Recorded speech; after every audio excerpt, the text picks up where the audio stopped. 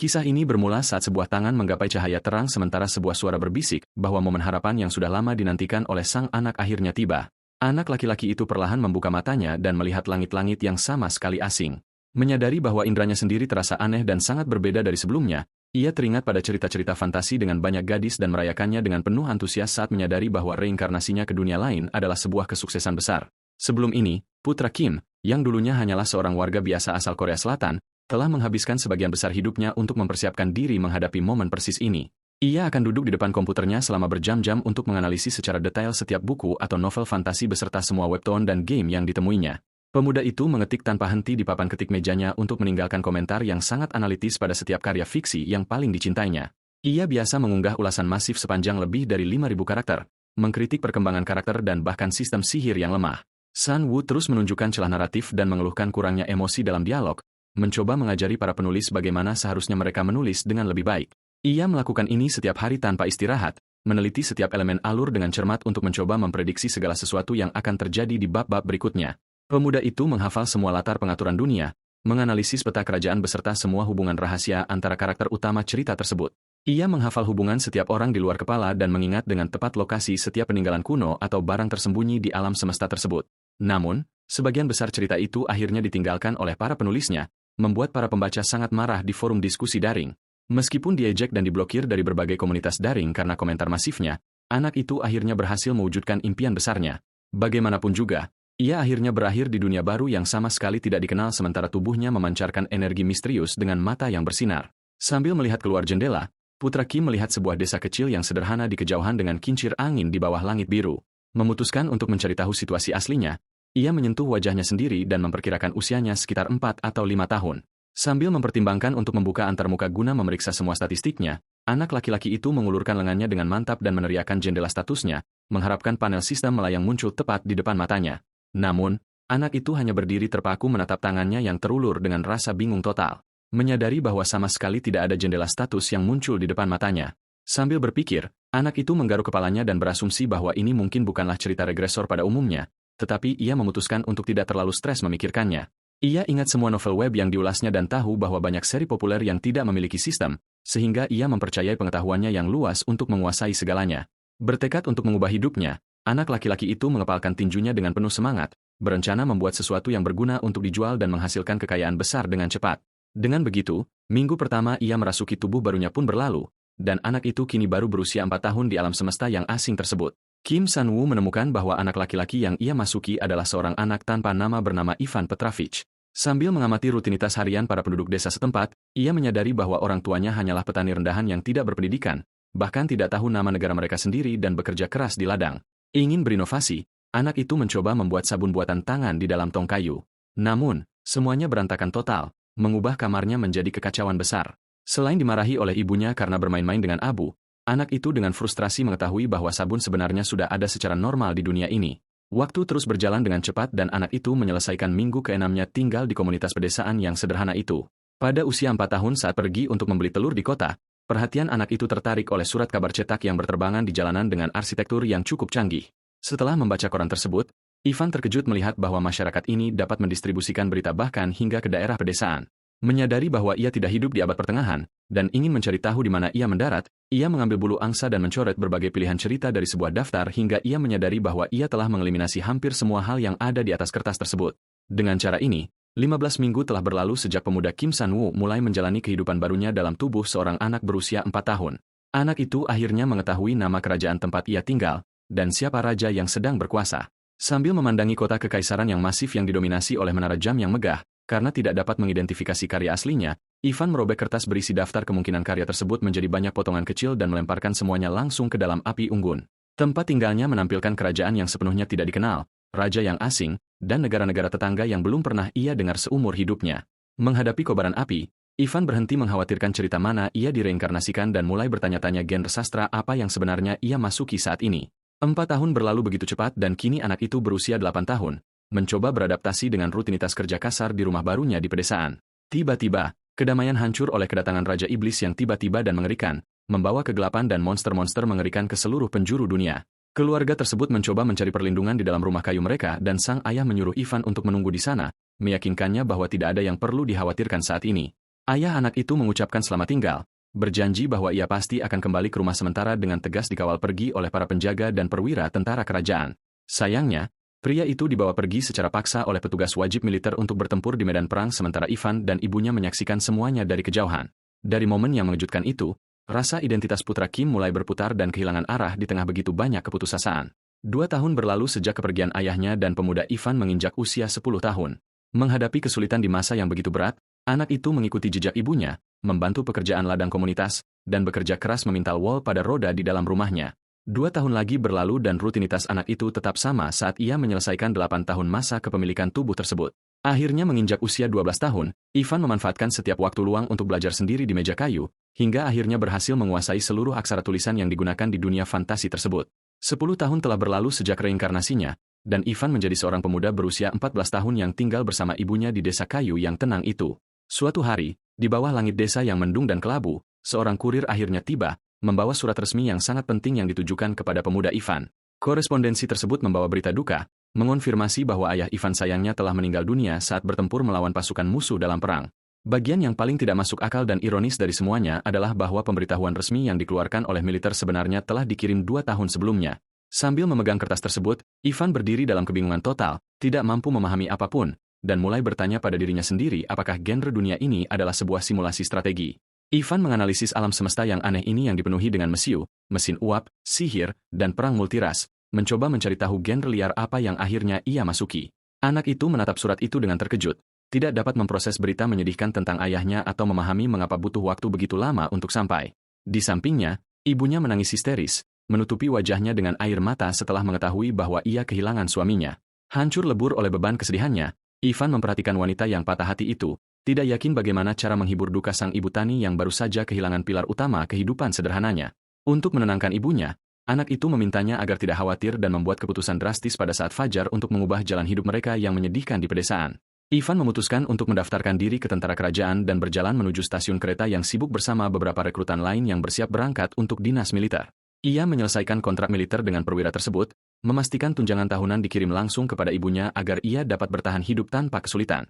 Di dalam kereta, ia berpikir dalam hati bahwa ia melakukan ini bukan karena kewajiban anak kepada orang tua, tetapi karena rasa simpati kepada wanita yang telah mendedikasikan seluruh hidupnya untuk membesarkannya. Terlebih lagi, Sanwoo merasa sangat bersalah karena telah menempati tubuh asli Ivan, yang merupakan satu-satunya tumpuan dan harapan wanita malang tersebut. 4 tahun dinas militer berlalu, dan Ivan kini menjadi prajurit berusia 18 tahun yang menghadapi bahaya konstan di garis depan. Selama pertempuran, pemuda itu menemukan bahwa tubuhnya memiliki bakat yang luar biasa dan menakutkan untuk bertempur jauh melampaui apa yang ia duga. Mengumpulkan berbagai pencapaian di medan perang, Ivan bukan lagi sekadar rekrutan biasa dan dipromosikan menjadi prajurit resmi di tentara reguler negara tersebut. Namun, garis depan akhirnya terdorong mundur dengan sangat buruk oleh pasukan musuh dan separuh tentara sekutu tersapu dalam kekacauan perang. Justru pada saat perang yang sangat kritis dan putus asa inilah pahlawan legendaris dari ramalan akhirnya muncul untuk menyelamatkan pasukan sekutu. Melihat kelompok sang pahlawan, Ivan akhirnya percaya bahwa ia telah berhasil menebak genre dunia tersebut, menyimpulkan bahwa ia berada di dalam sebuah RPG pahlawan klasik. Harapan tampaknya datang bersama sang pahlawan. Namun sayangnya, garis depan tempat Ivan dikerahkan terus diserang tanpa henti. Pasukan Ivan dihancurkan dengan hebat dan terpaksa mundur sementara monster raksasa bawah tanah muncul dari dalam tanah, menghancurkan segala sesuatu yang terlihat. 10 tahun berlalu dipenuhi dengan pertempuran sengit, dan Ivan menginjak usia 28 tahun, mengumpulkan 14 tahun panjang pengabdian militer tanpa henti. Pasang surut perang akhirnya berbalik ketika kelompok pahlawan melakukan penyergapan taktis dan mengalahkan jenderal-jenderal tentara Raja Iblis, mengumpulkan prestasi militer yang mengesankan. Ivan mulai bekerja secara langsung di samping kelompok pahlawan yang perkasa. Selama pertempuran paling sulit, ia ditugaskan ke unit khusus yang berfokus untuk mengamankan wilayah yang direbut kembali dan tanpa kenal ampun membersihkan sisa-sisa pasukan musuh yang tersisa. Divisi rahasia yang tangguh ini dinamakan unit pembersih, Cleanup Unit, tempat Ivan membasmi sisa-sisa tentara monster tanpa belas kasihan. Pasukan Ivan beraksi setiap kali pahlawan melenyapkan seorang komandan, bergerak untuk menetralisir kamp musuh saat runtuh total. 2 tahun lagi berlalu dalam rutinitas brutal ini dan Ivan menginjak usia 30 tahun, menandai 16 tahun pertempuran terus-menerus di militer. Kelompok pahlawan akhirnya berhasil mengalahkan Raja Iblis dan kembali dengan penuh kemenangan ke sorak-sorak serta perayaan meriah dari warga ibu kota. Ivan menyaksikan perayaan tersebut dari jauh di sebuah balkon dengan seragam militernya, memutuskan untuk sekadar menantikan akhir dari perjalanan panjangnya. Ia percaya bahwa dengan penjahat utama yang telah dikalahkan, tugasnya akhirnya terpenuhi dan ia akan dapat kembali dengan damai ke kehidupan lamanya di bumi. Pemuda itu berpikir bahwa ia akhirnya akan lepas dari dunia yang mengerikan itu, Tetapi 2 tahun berlalu dan ia mencapai usia 30 tahun. 2 tahun tanpa terjadi apa-apa. 2 tahun penuh telah berlalu sejak kejatuhan Raja Iblis. Namun sama sekali tidak ada kredit penutup yang muncul dan cerita berlanjut tanpa akhir. Sementara itu, unit pembersih terus dikirim ke misi-misi berisiko tinggi hingga jumlah anggotanya berkurang menjadi 1/5 dari kekuatan aslinya. Ivan terus bertarung dengan ganas di tengah medan perang yang kacau dengan mata yang bersinar, secara bertahap menyadari motif tersembunyi dari atasannya. Menyadari bahwa para jenderal ingin membubarkan unit tersebut, Ivan menyelesaikan satu misi terakhir yang sangat berbahaya dan mengamankan pelepasan resmi dari militer. Ia selamat dari penugasan terakhir yang praktis merupakan misi bunuh diri tersebut, dan membebaskan dirinya dari tentara setelah bertahun-tahun mengalami kesulitan ekstrim, berharap epilog yang panjang ini akhirnya akan segera berakhir. Ivan menginjak usia 34 tahun, melengkapi 3 dekade di dunia itu. Di atas semua kehilangannya, sudah 10 tahun sejak ibunya meninggal. Meninggalkan pria tersebut sepenuhnya sendirian tanpa ikatan keluarga, sendiri dan dipenuhi bekas luka perang, Ivan memutuskan untuk kembali ke kampung halamannya, tidak membawa apapun selain satu tas J perjalanan di tangannya. Menggunakan uang simpanannya, Ivan mendirikan sebuah panti asuhan di dekat ibu kota untuk menampung dan merawat anak-anak tidak bersalah yang menjadi yatim piatu akibat perang. Namun, bahkan saat ia membangun kembali kehidupannya dan membantu anak-anak kecil tersebut, mantan prajurit itu tetap sangat cemas tentang kurangnya kesimpulan dari kisahnya. Kredit akhir menolak untuk muncul saat anak-anak bermain dengan gembira di dekat gerbang panti asuhan Saint Vzilicia. Duduk di ruang kerjanya, dikelilingi oleh buku-buku, Ivan melepaskan desaan berat saat ia dengan penuh kasih mengenang kehidupan nyaman yang biasa ia miliki di bumi. Pena di tangan, ia menulis di jurnal pribadinya, mengaku betapa ia merindukan dunia modern dan segala sesuatu yang ditinggalkannya. Diliputi nostalgia, ia membuat daftar semua makanan dan minuman lezat asal Korea Selatan yang ia rencanakan untuk dinikmati segera setelah ia bisa kembali. 4 tahun telah berlalu sejak kekalahan Raja Iblis, dan Ivan bertanya-tanya apakah kondisi kemenangan baru akan memicu ketika pahlawan mati karena usia tua. Saat ia merenung dalam keheningan, suara langkah kaki yang tegas dan berirama bergema di lorong, datang langsung menuju pintu kantornya. Ivan terperanjat mendengar suara langkah kaki tersebut, membenarkan posisinya di kursi berlengan perpustakaan dan fokus sepenuhnya pada orang yang mendekat. Dengan insting veteran tempur tajam miliknya, pria itu langsung mengenali suara khas yang bergema di koridor gelap tersebut. Ia mencatat derit kulit, aroma mesiu, dan irama langkah tersebut. Menyadari suara itu milik seorang agen militer yang terlatih tinggi. Tanpa menimbulkan keributan, Ivan meletakkan tangannya di gagang kapaknya, siap bereaksi terhadap ancaman apapun yang mungkin muncul. Pintu kantor perlahan terbuka saat cahaya lorong menyaring ke dalam ruangan tempat mantan prajurit itu menunggu dalam siaga penuh. Seorang prajurit muda yang tersenyum masuk dengan hormat yang tegas, menyambut atasannya saat Ivan mengenalinya sebagai mantan bawahannya, Dimitri. Ivan menegur Dimitri karena masuk tanpa mengetuk dan hampir terkena kapaknya. Sementara pemuda itu dengan gugup mengeluhkan janggut dan reaksinya yang intens, Ivan memotong basa-basi tersebut dan secara langsung menanyakan urusan apa yang sebenarnya membawa mantan bawahannya ke panti asuhan pada jam selarut ini. Dimitri menyerahkan sebuah surat resmi yang disegel dengan lilin merah. Mengomentari ketidaksabaran sang veteran sebelum mengungkapkan isi pesan tersebut, Dimitri menjelaskan bahwa dokumen penting di tangan adalah surat pribadi yang dikirim langsung oleh sang putri mahkota Rey almarhum sendiri kepada Ivan. Ivan memeriksa amplop itu dengan curiga sementara Dimitri secara bercanda bertanya apakah surat itu beracun dan menyuruhnya untuk segera membuka surat tersebut.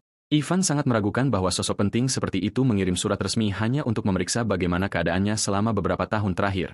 Mantan prajurit itu mengingat Putri Elizabetha, yang dikenal sebagai Iron-Blooded Lisa, mengetahui betul bahwa dia tidak akan pernah mengirim surat tanpa alasan.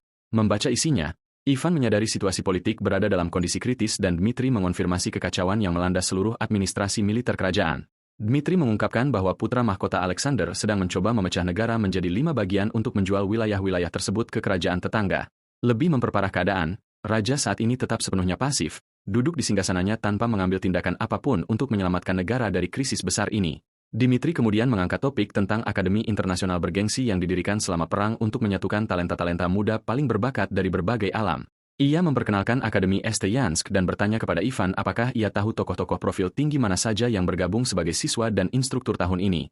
Yang pertama adalah Isabel, putri muda dari pahlawan legendaris Maxim Leon, yang mendaftar sebagai salah satu siswa baru di institusi ternama tersebut. Kedua adalah Oscar, putra dari kesatria terkenal Gils Doktoranda, yang juga merupakan bagian dari kelas siswa baru terpilih di akademi itu. Bersama dengannya adalah Alpahara, putri berbakat dari Archmage Agung Bill Green, yang berasal dari kelompok pahlawan legendaris sebelumnya. Daftar tersebut juga menampilkan Esichi, putri dari sang prajurit, dan muda Lucia, yang merupakan murid rahasia dari pencuri terampil Enrique, melengkapi jajaran staf. St. Patricia dari kelompok pahlawan itu sendiri telah memimpin salah satu departemen utama institusi tersebut.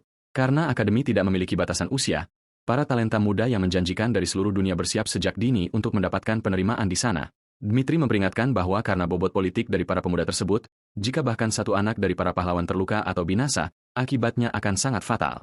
Ivan menyimpulkan bahwa kerajaan akan hancur jika sesuatu terjadi pada anak-anak tersebut dan bertanya secara langsung apa misi sebenarnya nanti.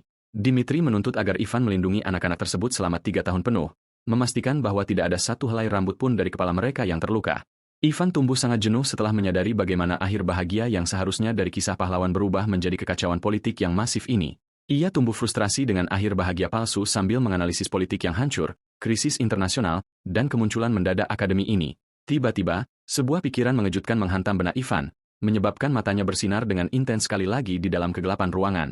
Mantan prajurit itu berdiri secara tiba-tiba dan membanting tinjunya ke meja perpustakaan dengan amarah, melepaskan aura intimidasi miliknya tepat di depan Dmitri. Diliputi kemarahan dan frustrasi, pria itu melepaskan seruan keras sambil memecahkan kayu solid dari furnitur tersebut dengan kekuatan mutlak. Ia akhirnya menyadari dengan syok bahwa cerita tempat ia bereinkarnasi bukanlah RPG standar, melainkan sebuah plot yang berfokus pada kehidupan akademi. Dmitri ketakutan oleh reaksi intens sang veteran dan bertanya dengan gemetar apakah ia baik-baik saja. Sementara Ivan benar-benar kehilangan akal sehatnya di dalam hati, pria itu sangat marah menyadari bahwa 30 tahun yang ia habiskan untuk berdarah-darah dalam perang brutal hanyalah prolog dari cerita utama. Mengepalkan tinjunya di atas kayu yang hancur, mantan prajurit itu membuat keputusan tegas dan bertekad untuk menghadapi ark baru ini secara langsung sekali dan untuk selamanya. Ia bahkan memutuskan bahwa ia hanya perlu memastikan anak-anak tersebut lulus sehingga ia akhirnya bisa mencapai akhir bahagia definitif yang telah lama ditunggu-tunggu. Ia menerima misi tersebut dengan tekad yang diperbarui, berjanji pada dirinya sendiri bahwa ia akan menyelesaikan tugas tersebut agar ia akhirnya dapat kembali ke rumah sejati di bumi. Narasi bergeser kembali ke surat sang putri, yang memanggil Ivan dengan nama panggilan penuh kasih Vanka dan mengomentari berita yang diterimanya tentang dirinya. Sang putri mengenang masa lalu saat merawat taman dan menyesali bahwa Ivan meninggalkan istana tanpa menoleh ke belakang saat itu. Ia memperingatkan bahwa musim dingin yang gelap dan keras mendekati kerajaan sekali lagi, membawa ancaman baru yang berbahaya serta keheningan yang berat. Saat ia menyentuh daun-daun semak istana, sang putri menyampaikan betapa beratnya masalah di sekitar mahkota. Pada saat ini, ia memohon kepada mantan prajurit tersebut, memanggilnya dengan julukan penebang kayu paling dipercayainya, untuk meminta bantuan berharganya dalam krisis ini. Wanita bangsawan tersebut berjanji untuk membalas budi Ivan 3 kali lipat atas jasanya atau membalasnya melalui persahabatan sejati dan aliansi yang mereka miliki. Ia menyatakan bahwa jika semua itu tidak cukup, ia akan membayar utangnya menggunakan kenangan berharga yang telah mereka bagikan sejak lama. Sang putri menekankan dalam pesan tersebut bahwa kerajaan masih membutuhkan dedikasi Ivan seperti sebelumnya dan akan selalu di masa depan. Ivan selesai membaca surat yang ditandatangani penuh kasih oleh sang putri dan mulai merangkum poin-poin penting dari perintah tersebut. Ia menyimpulkan bahwa misi utamanya adalah untuk mencegah anak-anak pahlawan terluka atau mengalami bahaya. Selama 3 tahun di akademi, Ivan merefleksikan dengan rasa tidak senang terhadap genre akademi dan berharap bahwa 3 tahun melindungi para pemuda ini akan cukup baginya untuk akhirnya kembali ke bumi. Ivan bertanya kepada Dmitri siapa di antara siswa yang akan tiba lebih dulu dan mengetahui bahwa itu akan adalah putri dari prajurit Aar yang berasal dari alam drone. Nama Anar langsung memicu kenangan akan prajurit liar yang mencolok itu yang bertarung bersamanya. Ia mengingat Aar yang sekarang menjadi Raja Agung Drone tetapi di masa lalu hanyalah rekan liar dari mantan kelompok pahlawan. Ivan mengenang bagaimana petarung liar itu biasa tertawa terbahak-bahak di medan perang, secara brutal menunjukkan cara menangani kapak pertempuran yang sesungguhnya. Sang veteran berfokus pada fakta bahwa putri dari ayah yang sepenuhnya liar ini akan menjadi pendatang baru pertama yang menginjakkan kaki di akademi. Saat sebuah kereta uap melengking di stasiun, Ivan berpikir dengan kepedulian mendalam tentang rambut prajurit liar tersebut yang akan segera turun. Para prajurit dari alam drone dengan bangga merayakan kepergian rambut Raja Aar, berharap agar ia menaklukkan segalanya secara mutlak. Di tengah canda tawa para prajurit lokal, sebuah rumor beredar bahwa gadis muda tersebut berangkat untuk menguasai studi musik orkestra. Asadisi Inar, putri sulung, merasa terganggu oleh lelucon tersebut dan berteriak kembali kepada semua orang, membela hasrat sejatinya untuk mempelajari musik orkestra. Muda Asites dengan percaya diri berjanji kepada semua orang bahwa ia akan meraih kesuksesan gemilang setibanya bergabung dengan Departemen Musik di Akademi St. Jans. Mengikuti pelepasan akbar oleh para kesatria drone, kereta uap tersebut melintasi pegunungan bersalju selama 2 hari penuh. Namun, perjalanan tersebut secara tragis terpotong ketika kereta mengalami anjlok yang parah dan terbakar habis di sepanjang jalan. Di masa kini, Ivan bereaksi dengan terkejut saat Dmitri menginformasikan tentang penyergapan mendadak yang dilancarkan terhadap kereta sang gadis di dekat wilayah perbatasan. Ivan tidak sepenuhnya tertangkap basah oleh serangan tersebut. Merenungkan bahwa serangan klise semacam ini adalah hal yang lumrah dalam cerita akademi, ia mengenang bahwa dalam kisah pahlawan klasik, pencarian utama berkisar pada mengumpulkan rekan-rekan yang setia untuk mengalahkan Raja Iblis yang menakutkan. Dalam plot-plot ini, adalah hal yang sangat umum bagi bahkan salah satu eksekutif tentara iblis untuk berpindah kubu dan mendukung perjuangan pahlawan agung.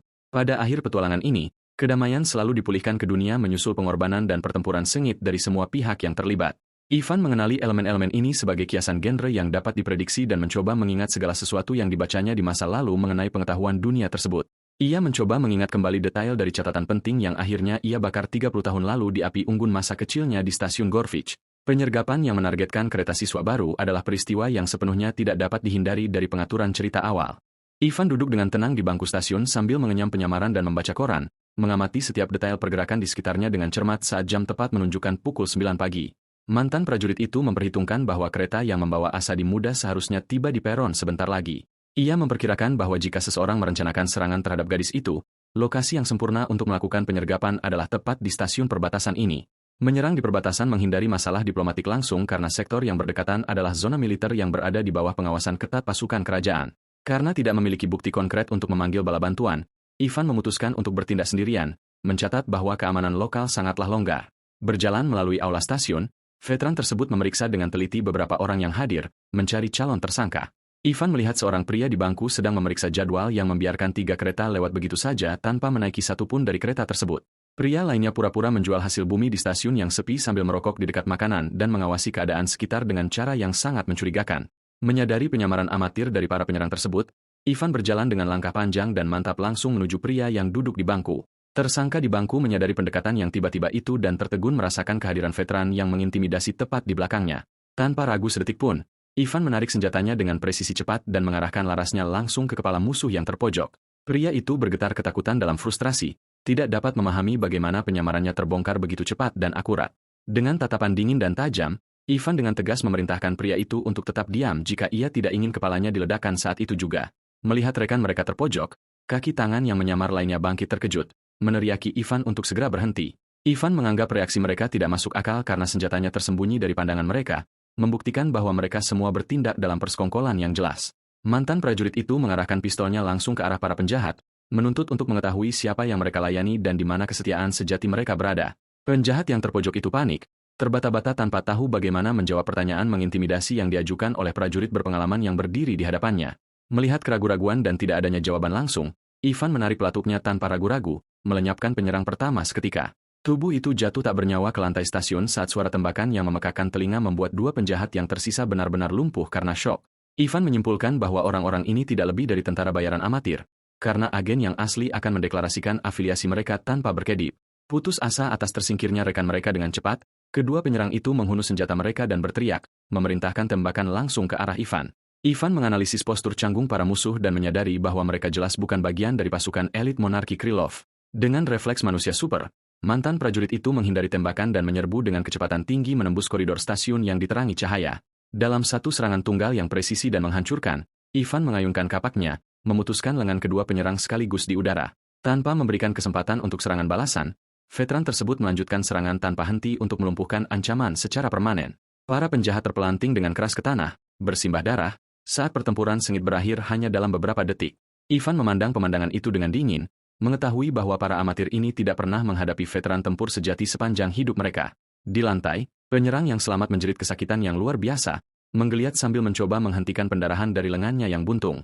Ivan berjalan dengan tenang menghampiri penjahat yang terluka itu dan memperingatkannya dengan dingin bahwa ia akan kehabisan darah dalam waktu 3 menit, jika ia tidak menghentikan aliran darah tersebut.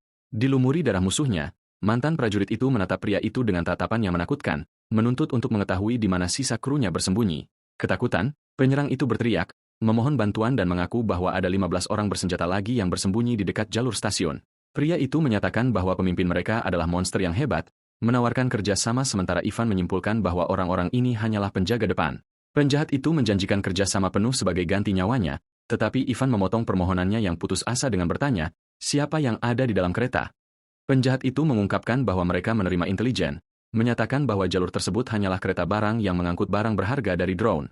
Pria itu memohon ampun, bersumpah bahwa ia tidak berbohong tentang apapun. Saat Ivan perlahan berjalan maju, memegang kapaknya yang tajam, Ivan menjawab dengan dingin bahwa ia mendeteksi kebohongan dalam kesaksian tersebut, membuat penjahat itu berada dalam kepanikan mutlak. Tanpa bisa memahami alasannya, Ivan membunuh teroris tersebut, dengan dingin menyatakan bahwa kebohongannya adalah mengklaim bahwa ia akan berguna untuk sesuatu sebelum mati. Jam di bagian atas stasiun menand esatamente pukul 9.53 pagi. Kesunyian merata di tempat itu. Sebagai seorang profesional berpengalaman dari unit pembersihan, Ivan membutuhkan waktu sekitar 5 menit untuk membereskan semua mayat dan jejak darah. Setelah menyelesaikan pembersihan cepat, Tepat 2 menit tersisa sebelum kereta siswa baru akhirnya tiba di peron. Ivan meninjau jadwal dengan ketenangan mutlak, mengetahui bahwa ia punya banyak waktu untuk mengeksekusi rencananya dengan sempurna. Di lokasi yang jauh di dalam istana kerajaan, suara wanita misterius bertanya bagaimana keadaan mantan prajurit Ivan akhir-akhir ini. Perwira tersebut melaporkan kepada Putri Elizabetha bahwa Ivan mencurigai adanya serangan terhadap kereta tersebut dan mengetahui tanggal dan lokasi pasti dari peristiwa tersebut. Sang putri bertanya apakah Ivan memiliki informan rahasia. Namun perwira tersebut meyakinkannya bahwa tidak ada tanda-tanda hal itu selama 4 tahun terakhir. Putri Lisa melepaskan tawa penuh teka-teki, membuat perwira militer tersebut cukup bingung dan tidak dapat memahami alasan di balik reaksinya. Sang putri dengan tegas memerintahkan agar setiap gerakan yang dilakukan Ivan, hingga tindakan yang paling tidak penting sekalipun, dicatat dan dibawa kepadanya untuk ditinjau. Putri Elizabetha, yang dikenal sebagai Lisa berdarah besi, ingin secara pribadi meninjau semua laporan mengenai Ivan setiap saat. Ia merenungkan bahwa Ivan tetap persis sama seperti 4 tahun lalu, bertindak dengan presisi, bahkan ketika mengandalkan spekulasi semata. Lisa merasa ada keyakinan kuat dalam tindakan veteran tersebut. Saat kereta melanjutkan perjalanannya, membelah rel pegunungan yang tertutup es, narasi beralih kepada teroris di pegunungan yang memegang detonator, merasakan keyakinan mutlak bahwa serangan itu akan berhasil. Perencanaan penjahat mengikuti logika cerita akademi standar, menampilkan serangan yang diprogram di sepanjang rute perjalanan siswa. Ivan tahu betul bahwa serangan kereta tidak pernah berhasil benar-benar membahayakan karakter utama atau pemeran utama dari jenis karya ini. Ia memahami bahwa serangan yang dipersiapkan dengan dinamit di rel sebelum pendaftaran ini berfungsi sekadar sebagai peristiwa tutorial awal. Karena tutorial tersebut hanya berfungsi bagi para siswa untuk beradaptasi dengan permainan, Ivan memutuskan bahwa ia tidak akan campur tangan dalam pertempuran yang terjadi di kereta. Pemimpin teroris menekan tombol merah pada detonator di puncak gunung untuk meledakkan bahan peledak yang dipasang di jembatan. Kereta itu meledak dan tergelincir dengan hebat dari relnya. Karena Ivan tidak pernah berniat menghentikan serangan yang telah direncanakan sejak awal saat warga panik di dalam gerbong kereta yang jatuh, Ivan tahu bahwa tutorial tersebut harus diatasi sendirian oleh para siswa itu sendiri. Sementara pemimpin tentara bayaran merayakan kecelakaan tersebut, Ivan memfokuskan usahanya untuk menemukan siapa dalang sebenarnya di balik serangan itu. Mantan prajurit itu berlari dengan kecepatan tinggi menembus salju untuk mengidentifikasi para penjahat dan melenyapkan mereka. Belakangan, begitu ia berada di akademi, strategi sejati Ivan adalah menghindari pertempuran terbuka langsung, dan malah berfokus pada pengumpulan intelijen dan spionase barisan belakang. Tujuan veteran tersebut adalah untuk melenyapkan faktor ancaman apapun yang dapat membahayakan anak-anak di masa depan. Metode netralisasi yang tanpa henti dan tenang ini adalah gaya bertempur sejati yang diajarkan di unit pembersihan. Kolom besar asap hitam dan api membubung tinggi dari reruntuhan kereta yang baru saja jatuh dari jembatan di wilayah bersalju. Di atas bukit, para tentara bayaran merayakan dengan tawa, percaya bahwa mereka akan menyerang dan menjarah harta karun di kereta tersebut. Sang pemimpin memerintahkan mereka untuk mengerik segel kerajaan dan melebur semuanya untuk dijual di pasar gelap dan menghasilkan kekayaan besar dari ketergesaan-gesaan tersebut. Tiba-tiba, sebuah tembakan senyap menyerempet wajah pemimpin tentara bayaran tersebut, membuat mata para penjahat itu terbelalak kaget. Peluru itu menghantam kepala seorang bawahan yang berdiri tepat di belakangnya, melenyapkan pria itu seketika dan dengan kejam. Ivan merefleksikan bahwa terperanjat mendengar suara tembakan adalah kelemahan yang hanya ditunjukkan oleh para kombatan lemah yang biasa-biasa saja dalam pertempuran. Tentara bayaran botak itu menjerit dengan marah, bertanya siapa yang menembak, mengeksplorasi total keamatiran dan kurangnya persiapan taktis dari gerombolan itu. Ivan memperhatikan dari reaksi lambat mereka bahwa tidak satupun dari orang-orang tersebut yang dapat menggunakan keterampilan persepsi garis peluru. Berjalan dengan tenang menembus salju menuju para penjahat, Ivan menghadapi kelompok tersebut sambil memegang kapaknya dan bertanya siapa pemimpin mereka. Dikuasai oleh kepanikan, para tentara bayaran dengan cepat menghunus pistol mereka dan mulai menembak secara membabi buta ke arah pengunjung misterius tersebut. Ivan tetap tenang sepenuhnya dan melacak lintasan pasti dari proyektil tersebut menggunakan indera militer terlatihnya, mengaktifkan persepsi garis apinya. Mantan prajurit itu dengan jelas membayangkan vektor tembakan sebelum peluru-peluru itu mendekatinya. Senjata api standar tidak bekerja melawan pejuang berpengalaman karena mereka dapat merasakan niat mematikan di setiap tembakan tunggal. Niat pembunuh yang diresdukan ke dalam senjata dan proyektil ini memungkinkan para ahli tempur menangkis peluru tanpa banyak kesulitan. Pada senjata genggam, menyembunyikan niat adalah hal mendasar dengan menggunakan mana, tetapi pada proyektil seperti peluru pistol, itu adalah sesuatu yang sangat sulit dicapai. Alasan inilah yang membuat tidak ada prajurit elit dari kelompok pahlawan yang menggunakan senjata api di masa lalu. Selama pertempuran perang besar, sebagai pengecualian, setiap anggota unit pembersihan membawa pistol untuk penugasan taktis dan menguji kekuatan musuh. Mereka menggunakan tembakan tersebut untuk menguji reaksi lawan dan dengan cepat menyingkirkan kombatan yang lebih lemah tanpa membuang waktu. Dengan taktik tanpa henti ini, sang veteran mengidentifikasi dalam hitungan detik siapa target yang berbahaya dan siapa yang bisa disingkirkan. Pemimpin teroris itu menyerbu dengan marah ke arah Ivan, mencoba menebasnya dengan bilah tajam dalam serangan yang sepenuhnya putus asa. Pemimpin itu bertukar pukulan cepat dengan Ivan, menuntut untuk mengetahui siapa yang mengirim anjing terlatih ini untuk mengganggu rencana penjarahannya. Dengan sangat mudah, Ivan menangkis serangan itu dan mengunci lengan penjahat tersebut, membuat sang pemimpin geng teriak kesakitan dengan kaget. Ivan membanting kepala tentara bayaran itu dengan kekuatan luar biasa langsung ke tanah pegunungan yang keras dan membeku. Pemimpin penjahat itu terbaring tak berdaya di dalam kawah salju di bawah tatapan dingin tanpa belas kasihan dari algojonya yang tidak kenal ampun. Pemimpin teroris itu bangkit dalam penderitaan mendalam di atas tanah yang dingin saat Ivan melangkah ke arahnya dengan langkah lambat yang sangat mengancam. Penjahat itu merintau dengan marah, mengatakan bahwa ia telah menanamkan wajah Ivan di dalam ingatannya selamanya, dan sang veteran yang sangat tenang itu bertanya apakah ia pandai mengingat ciri-ciri wajah. Mendengar ancaman dari penjahat yang terluka itu, Ivan menjawab dengan dingin bahwa itu sangat bagus karena akan membuat segalanya jauh lebih mudah selama interogasi mendatang. Menganalisis tentara bayaran yang kala itu, Ivan menyimpulkan bahwa orang sombong ini pastinya adalah bos tutorial sejati yang ditugaskan ke dunia baru ini. Karena bos ini termasuk dalam alur cerita utama sang protagonis, Ivan memutuskan untuk tidak membunuhnya. Sebaliknya, ia bertekad untuk mengekstrak informasi dengan cara yang sangat berbeda dan menyakitkan, menuntut jawaban segera dari si penjahat, seraya memperingatkan bahwa ia mengetahui metode penyiksaan yang mengerikan tanpa merusak fungsi dasar tubuh target. Adegan beralih ke kilas balik baru-baru ini di mana seorang gadis muda berteriak di dalam rumahnya, secara tegas melarang siapapun untuk berani mengikutinya dalam perjalanan tersebut. Gadis itu meluapkan amarahnya, menyatakan bahwa ia akan langsung mencoret dari Saktilah atau memutuskan hubungan dengan prajurit kerajaan manapun yang mencoba menemaninya ke universitas. Isadisi membalikkan punggungnya dengan kotak instrumennya dan pergi dengan tekad bulat sementara ayahnya, Raja Aar, menyaksikan kepergian putri tercintanya dengan rasa khawatir. Aar mendapat ide cemerlang dan berpikir sambil tertawa terbahak-bahak bahwa tidak akan ada masalah mengirim seseorang untuk melindungi gadis itu selama ia tidak pernah mengetahuinya. Raja Aar segera mengumpulkan semua prajurit dan fasal di aula besar untuk membagikan rencana perlindungan rahasianya bagi sang putri. Ia menyerukan dengan penuh tenaga di tengah aula, bertanya prajurit kuat mana yang mampu melindungi Esichi dalam kerahasiaan mutlak tanpa pernah ketahuan. Para prajurit kerajaan yang setia dan bertubuh kasar menjawab serempak, berteriak dengan antusias untuk menjadi sukarlawan dalam misi tersebut. Dulunya dikenal sebagai orang gila yang haus darah, para prajurit kuat ini sekarang dianggap sebagai saudara-saudara sejati oleh Raja Aar. Aar teringat bahwa putrinya mengenal wajah setiap orang di kerajaan dan akan dengan mudah mengenali mereka bahkan jika mereka mencoba menyamar di kereta perjalanan. Ia kemudian mengajukan pertanyaan absurd kepada kelompok tersebut, ingin tahu prajurit tangguh mana yang sanggup mengejar kereta dengan berjalan kaki tanpa mengharapkan imbalan finansial apapun. Para pria itu maju ke depan seketika demi kesetiaan murni dan pengabdian tanpa syarat kepada penguasa agung mereka di kerajaan Drone. Para pengawal elit dari sang penguasa yang dikenal karena kekuatan dan kesetiaan brutal mereka ini dengan hormat disebut sebagai House of Karl. Inar merasa senang dengan kesetiaan semua orang dan menjelaskan bahwa mereka harus memilih seseorang di antara mereka untuk mendaftar di universitas bersama gadis muda tersebut. Sang raja meminta siapapun yang memiliki keyakinan penuh pada kecerdasan mereka sendiri untuk mengangkat tangan guna lulus ujian tertulis akademi yang sulit. Para prajurit berotot itu ketakutan oleh permintaan tersebut, mengakui dalam bisikan bahwa mereka lebih baik menghadapi kematian daripada mengikuti ujian tertulis. Di tengah keheningan yang canggung dan penuh ketakutan itu, sebuah tangan terangkat dengan berani untuk menerima tantangan intimidasi yang diajukan oleh pemimpin tersebut. Prajurit pemberani Mdaward Erickson berdiri tegak di hadapan rajanya untuk mencoba ujian teoretis yang dipersyaratkan oleh universitas. Omar mencoba meyakinkan rekan-rekannya, berargumen bahwa tes tertulis sederhana untuk masuk sekolah tidak mungkin sesulit itu.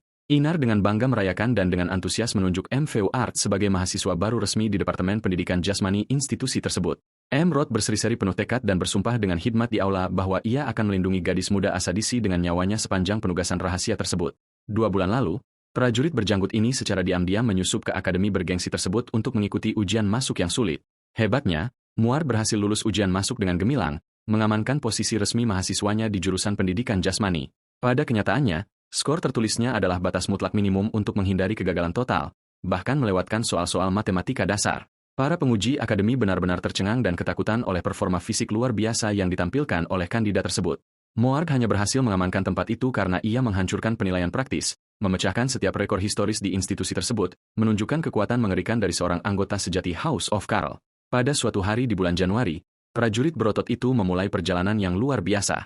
Mahasiswa pendidikan jasmani baru itu berlari di samping kereta dengan berjalan kaki selama 2 hari penuh tanpa berhenti sedetik pun untuk beristirahat atau tidur. Ia berlari bagaikan orang gila di sepanjang rel kereta, meraung dengan amarah bahwa ia akan menyelamatkan keponakannya dari siapapun yang berani menyentuh punggungnya, kembali ke masa kini di reruntuhan kereta yang kecelakaan. Achidi muda terbangun dalam keadaan pusing dan mengerang kesakitan di lantai gerbong kereta yang hancur.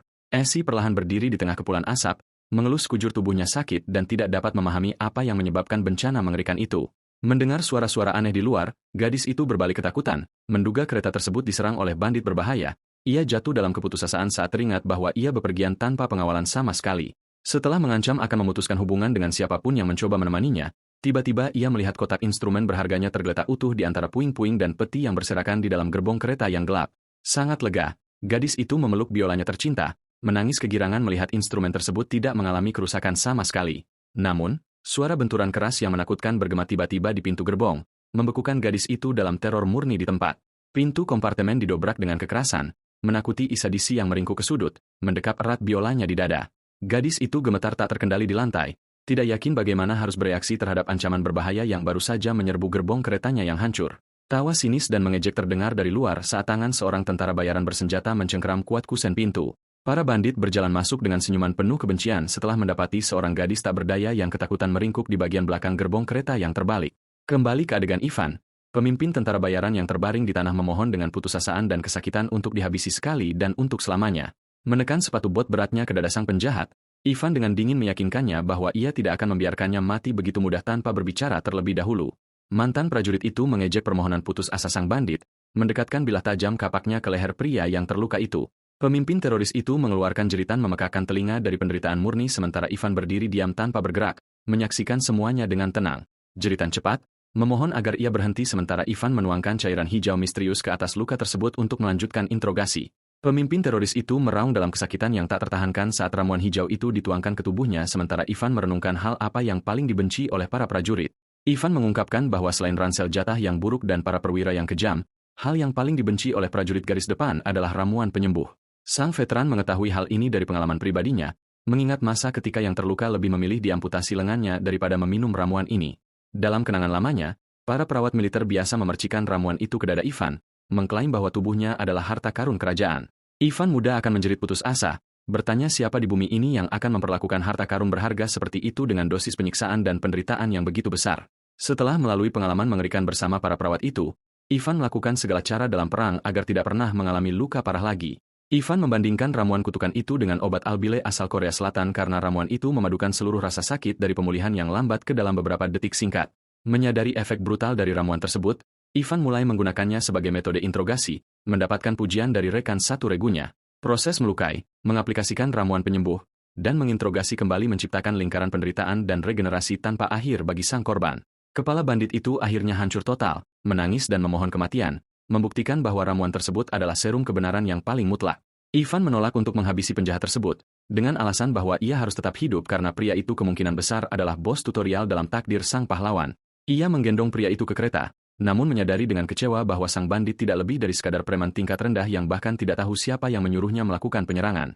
Tiba-tiba, Ivan menduga bahwa sebuah mantra penghambat memori telah dipasang pada penjahat tersebut untuk menyembunyikan identitas dalang yang sebenarnya. Pada detik itu juga, mantan prajurit tersebut merasakan niat membunuh di udara dan melihat garis tembakan baru yang diarahkan langsung kepadanya. Dengan melacak vektor serangan secara presisi, Ivan mencoba mengidentifikasi kemana musuh mengarahkannya, mencatat bahwa targetnya bukanlah dahinya, melainkan proyektil raksasa berupa batu besar yang dilempar dengan kekuatan luar biasa yang dimaksudkan untuk menghancurkan seluruh wajahnya dalam satu pukulan telak. Ledakan debu dan kekuatan yang masif terjadi tepat di tempat Ivan berdiri saat ia terkena serangan kejutan dari musuh baru tersebut. Muncul tanpa cedera dari hantaman itu, Ivan menyadari bahwa menggunakan senjata sampingan yang sederhana untuk melawan musuh baru ini akan sepenuhnya sia-sia. Ia menilai bahwa siapapun yang mampu melemparkan batu raksasa dengan kekuatan destruktif sebesar itu memiliki tingkat kekuatan yang luar biasa tinggi. Batu-batu raksasa menghantam tanah dengan keras, memunculkan kepulan debu dan puing-puing yang masif di sekitar bagian rel kereta api tersebut. Di tengah asap yang pekat, siluet Ivan berdiri dengan kokoh dan sama sekali tidak tergoyahkan. Dengan sabar menanti kedatangan sang penyerang, Ivan menyimpulkan bahwa musuh misterius ini adalah prajurit tingkat tinggi yang juga telah menguasai keterampilan persepsi jalur peluru. Kapak tajam di tangan, veteran tersebut menghadapi asap dan dengan dingin memerintahkan musuh untuk keluar dari persembunyiannya sekali dan untuk selamanya. Langkah kaki berat bergema di tanah saat sepasang sepatu prajurit yang dikelilingi oleh aura merah pekat muncul dari kepulan debu. Prajurit Emerald melompat dari bebatuan sambil membawa kapak yang dilumuri aura merah, dengan nada mengejek memuji ketahanan Ivan yang tinggi. Emerald mengatakan bahwa Ivan sangat terampil tetapi bertindak seperti orang bodoh karena berani menyentuh keponakannya tercinta, Isadisi. Selama serangan tersebut, Ivan menyadari salah perhitungannya, mencatat bahwa bandit di tanah bukanlah bos tutorial, melainkan paman dari bos yang sebenarnya. Memahami tingkat keparahan situasi, Ivan menyesuaikan genggaman pada dua kapak tajamnya. Bersiap untuk duel yang akan datang, diselimuti oleh aura biru yang mengancam, Ivan berharap lawan baru yang kuat ini tahu siapa dalang yang menyewa para tentara bayaran tersebut. Tanpa ragu sedetik pun, Emerald menyerang dengan amarah membabi buta, mengayunkan kapaknya yang berat dan dilapisi energi berdarah lurus ke arah sang veteran. Ivan memblokir serangan dahsyat tersebut pada detik terakhir, menyebabkan gelombang kejut besar yang memecahkan tanah di sekitarnya. Selama bentrokan kekuatan itu, Mr. Road merasa teknik pertahanan lawannya sangat aneh. Saat merasakan dampak dari tangkisan mantan prajurit tersebut, Ivan juga cukup terkejut mendapati bahwa kekuatan fisik barbarian berambut merah itu sangat tinggi.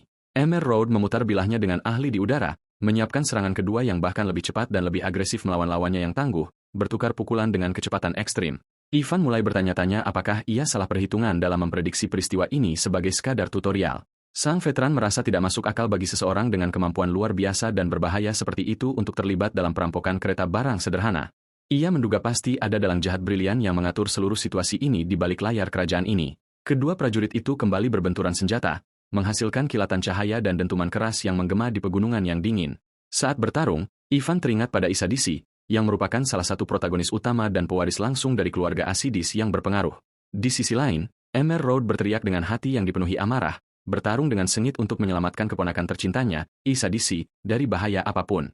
Mr. Road menyalurkan seluruh energi vitalnya dan menyerang dalam keputusasaan total, bertekad untuk menyelamatkan gadis itu dari tempat tersebut bagaimanapun caranya.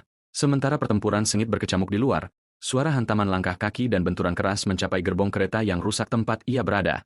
Di dalam gerbong kereta, Isadisi mundur ketakutan, memohon kepada para tentara bayaran untuk berhenti saat ia terpojok oleh para bandit kejam. Para bandit maju dengan senyum menjijikan, mengejek ketakutan gadis itu dan percaya bahwa ia adalah korban tak berdaya di dalam kereta. Tiba-tiba, ekspresi tentara bayaran itu berubah drastis saat serangan tiba-tiba yang keras menghantam tepat di wajahnya. Isadisi benar-benar kehilangan kendali dan menghantamkan biola kesayangannya, Kang Kong, dengan kekuatan penuh langsung ke wajah penyusup yang menjijikan itu. Dampaknya begitu kuat sehingga bandit tersebut terlempar keluar dari gerbong kereta, menghancurkan rangka kereta dengan kekuatan hantaman tersebut. Para penjahat yang tersisa berdiri terpaku dalam keterkejutan dan ketakutan saat mereka menyaksikan kekuatan fisik brutal yang tak terduga dari gadis berambut merah yang memegang biola yang hancur dengan tangan gemetar. Isadisi menatap para penyerang dengan amarah liar dan mata bernyala-nyala, menangis karena marah atas kerusakan pada biola kesayangannya yang berusia 2 tahun. Muda Isadisi melampiaskan kemarahannya, menyalurkan temperamen garang ibunya. Ivan teringat bahwa ayah gadis itu tidak lain adalah seorang yang legendaris, dikenal pada era perang sebagai The Great Butcher, penyembelih agung. Di dalam gerbong kereta, Isadisi menangis terseduh-seduh, meratapi kehancuran biolanya, Kang Kong, yang ia anggap sebagai instrumen yang luar biasa. Para tentara bayaran yang selamat masuk dalam kepanikan total, berteriak panik agar rekan-rekan mereka melarikan diri dari gadis mengerikan itu, sambil mengayunkan leher biola yang patah seperti pentungan mematikan. Isadisi melompat dengan ganas ke arah para penyusup, memenuhi gerbong kereta dengan energinya, bersumpah untuk membalas dendam atas kehancuran instrumennya. Mahasiswa musik terkuat di dunia itu menyerang tanpa ampun gerombolan penyusup tersebut. Di luar, Ivan terkejut melihat seorang tentara bayaran terjatuh keluar dari jendela kereta sambil berteriak putus asa meminta tolong. Di udara, penjahat itu jatuh kepala terlebih dahulu, jatuh dari bagian atas bangkai kereta lurus ke tanah gunung yang keras. Bentrokan antara Ivan dan Mr. Road terganggu saat para bandit melarikan diri dari ledakan, berteriak bahwa gadis berambut merah itu telah menjadi benar-benar gila. Dengan cemas, baik Mr. Road maupun Ivan panik, berteriak secara bersamaan tentang keberadaan dan keselamatan Nolda Isadisi. Saat mereka bergegas menuju kereta, Ivan menyadari kecerobohannya, mencatat bahwa orang yang ia interogasi dengan ramuan tadi bukanlah sang keponakan. Ivan teringat pada kiasan akademi lainnya di mana protagonis dari perampokan kereta tidak pernah mati karena selalu ada pendamping, si The Kick, yang datang menyelamatkan. Sang veteran menyadari bahwa Mr. Road sebenarnya adalah pendamping Isadisi. Sementara sang barbarian masih sangat mencurigai niat Ivan, Mr. Road mempertanyakan tindakan Ivan, mengingatkannya bahwa ia melihatnya memberikan ramuan penyembuh kepada pemimpin tentara bayaran tersebut beberapa menit yang lalu. Ivan teringat ketika ia menjelaskan kepada perwira militer bahwa memercikan ramuan adalah teknik interogasi standar regunya. Mendengar bahwa Ivan hanya menginterogasi penjahat untuk mendapatkan informasi, Mr. Road tertawa terbahak-bahak dan melepaskan posisi bertempurnya. Namun, tawa sang barbarian terpotong saat ia melihat sesuatu yang sangat aneh terjadi di tengah reruntuhan gerbong kereta yang hancur. Muda Isadisi muncul dari asap kereta, matanya membara karena amarah, menggenggam sisa-sisa biola kesayangannya. Mr. Road merayakan kelegaan melihat keponakannya selamat dan sehat. Sementara Isadisi tertegun mengenali pamannya sendiri di tempat itu, Ivan mengamati gadis itu dan ingat melihat Isadisi kecil untuk pertama kalinya sekitar 7 tahun lalu selama masa perang besar. Saat itu, ia hanyalah seorang gadis kecil yang menggemaskan. Namun Ivan menduga ia mungkin masih mengenali wajahnya di masa sekarang. Melihat gadis itu aman dan Mr. Road memiliki cukup kekuatan untuk mengawalnya, Ivan berencana untuk menyelinap pergi tanpa disadari. Ia tahu bahwa jika identitasnya terbongkar di sini, segalanya akan menjadi terlalu rumit. Sementara gadis muda itu tampak menatap dengan rasa ingin tahu ke arahnya sebelum ia sempat mengenalinya, Ivan menguap menjadi ketiadaan, menghilang, mendorong Isadisi untuk bertanya kepada pamannya apakah ada orang lain yang berdiri di sana bersamanya. Mr. Road berdiri diam, menatap tempat di mana Ivan menguap, mulai merenungkan secara mendalam gaya bertarung sang mantan prajurit. Prajurit barbarian itu menyadari bahwa gerakan dan teknik bertarung Ivan adalah salinan persis dari pasukan khusus Kralov. Emerald juga mencatat bahwa penanganan kapak sang orang asing itu identik dengan gaya dahsyat yang diajarkan oleh Raja Aar sendiri. Menghubungkan semua titik tersebut, ia menyimpulkan bahwa prajurit misterius itu tidak lain adalah kandidat pahlawan terkenal bernama Ivan Petrovic. Emerald bertanya kepada keponakannya apakah ia mengingat Ivan, dan gadis itu menjawab dengan senyum cerah, mengatakan bahwa ia mengingat paman Ivan. Saat mereka berjalan di sepanjang rel, Isadisi menggambarkan Ivan sebagai orang yang sangat baik dan lembut. Meskipun Emerald meragukan pesona sang veteran, Isadisi menyebutkan mendengar bahwa pria itu telah meninggal dunia 2 tahun lalu, dan Emerald menyesal karena tidak mengenali prajurit tersebut karena janggutnya. Di tempat lain, di atas sebuah bukit, Ivan menghela napas lega saat ia menyaksikan matahari terbenam, mengonfirmasi keberhasilan total dari rencananya.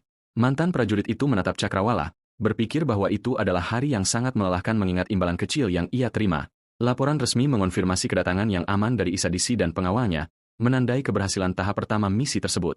Hari menyingsing dengan cerah di ibu kota, dan lonceng panti asuhan St. Pacilia mulai berdentang perlahan di bawah langit cerah yang indah. Duduk di ruang kerjanya, Ivan menganalisis konfirmasi misi tersebut. Merasa lega karena gadis itu sudah berada di universitas, Ivan membaca tentang kedatangan Isabelle dan Oscar dari kerajaan sekutu, menyimpulkan bahwa ia tidak perlu mengkhawatirkan keselamatan mereka. Ia memastikan bahwa putri sang penyihir akan tiba dengan kapal udara dan bahwa muda Lucia, sang magang pencuri, sudah berada di dalam ibu kota itu sendiri. Mantan prajurit tersebut menghitung bahwa jika ia menetralkan 2 serangan teroris lagi, periode tutorial akademi akan sepenuhnya selesai.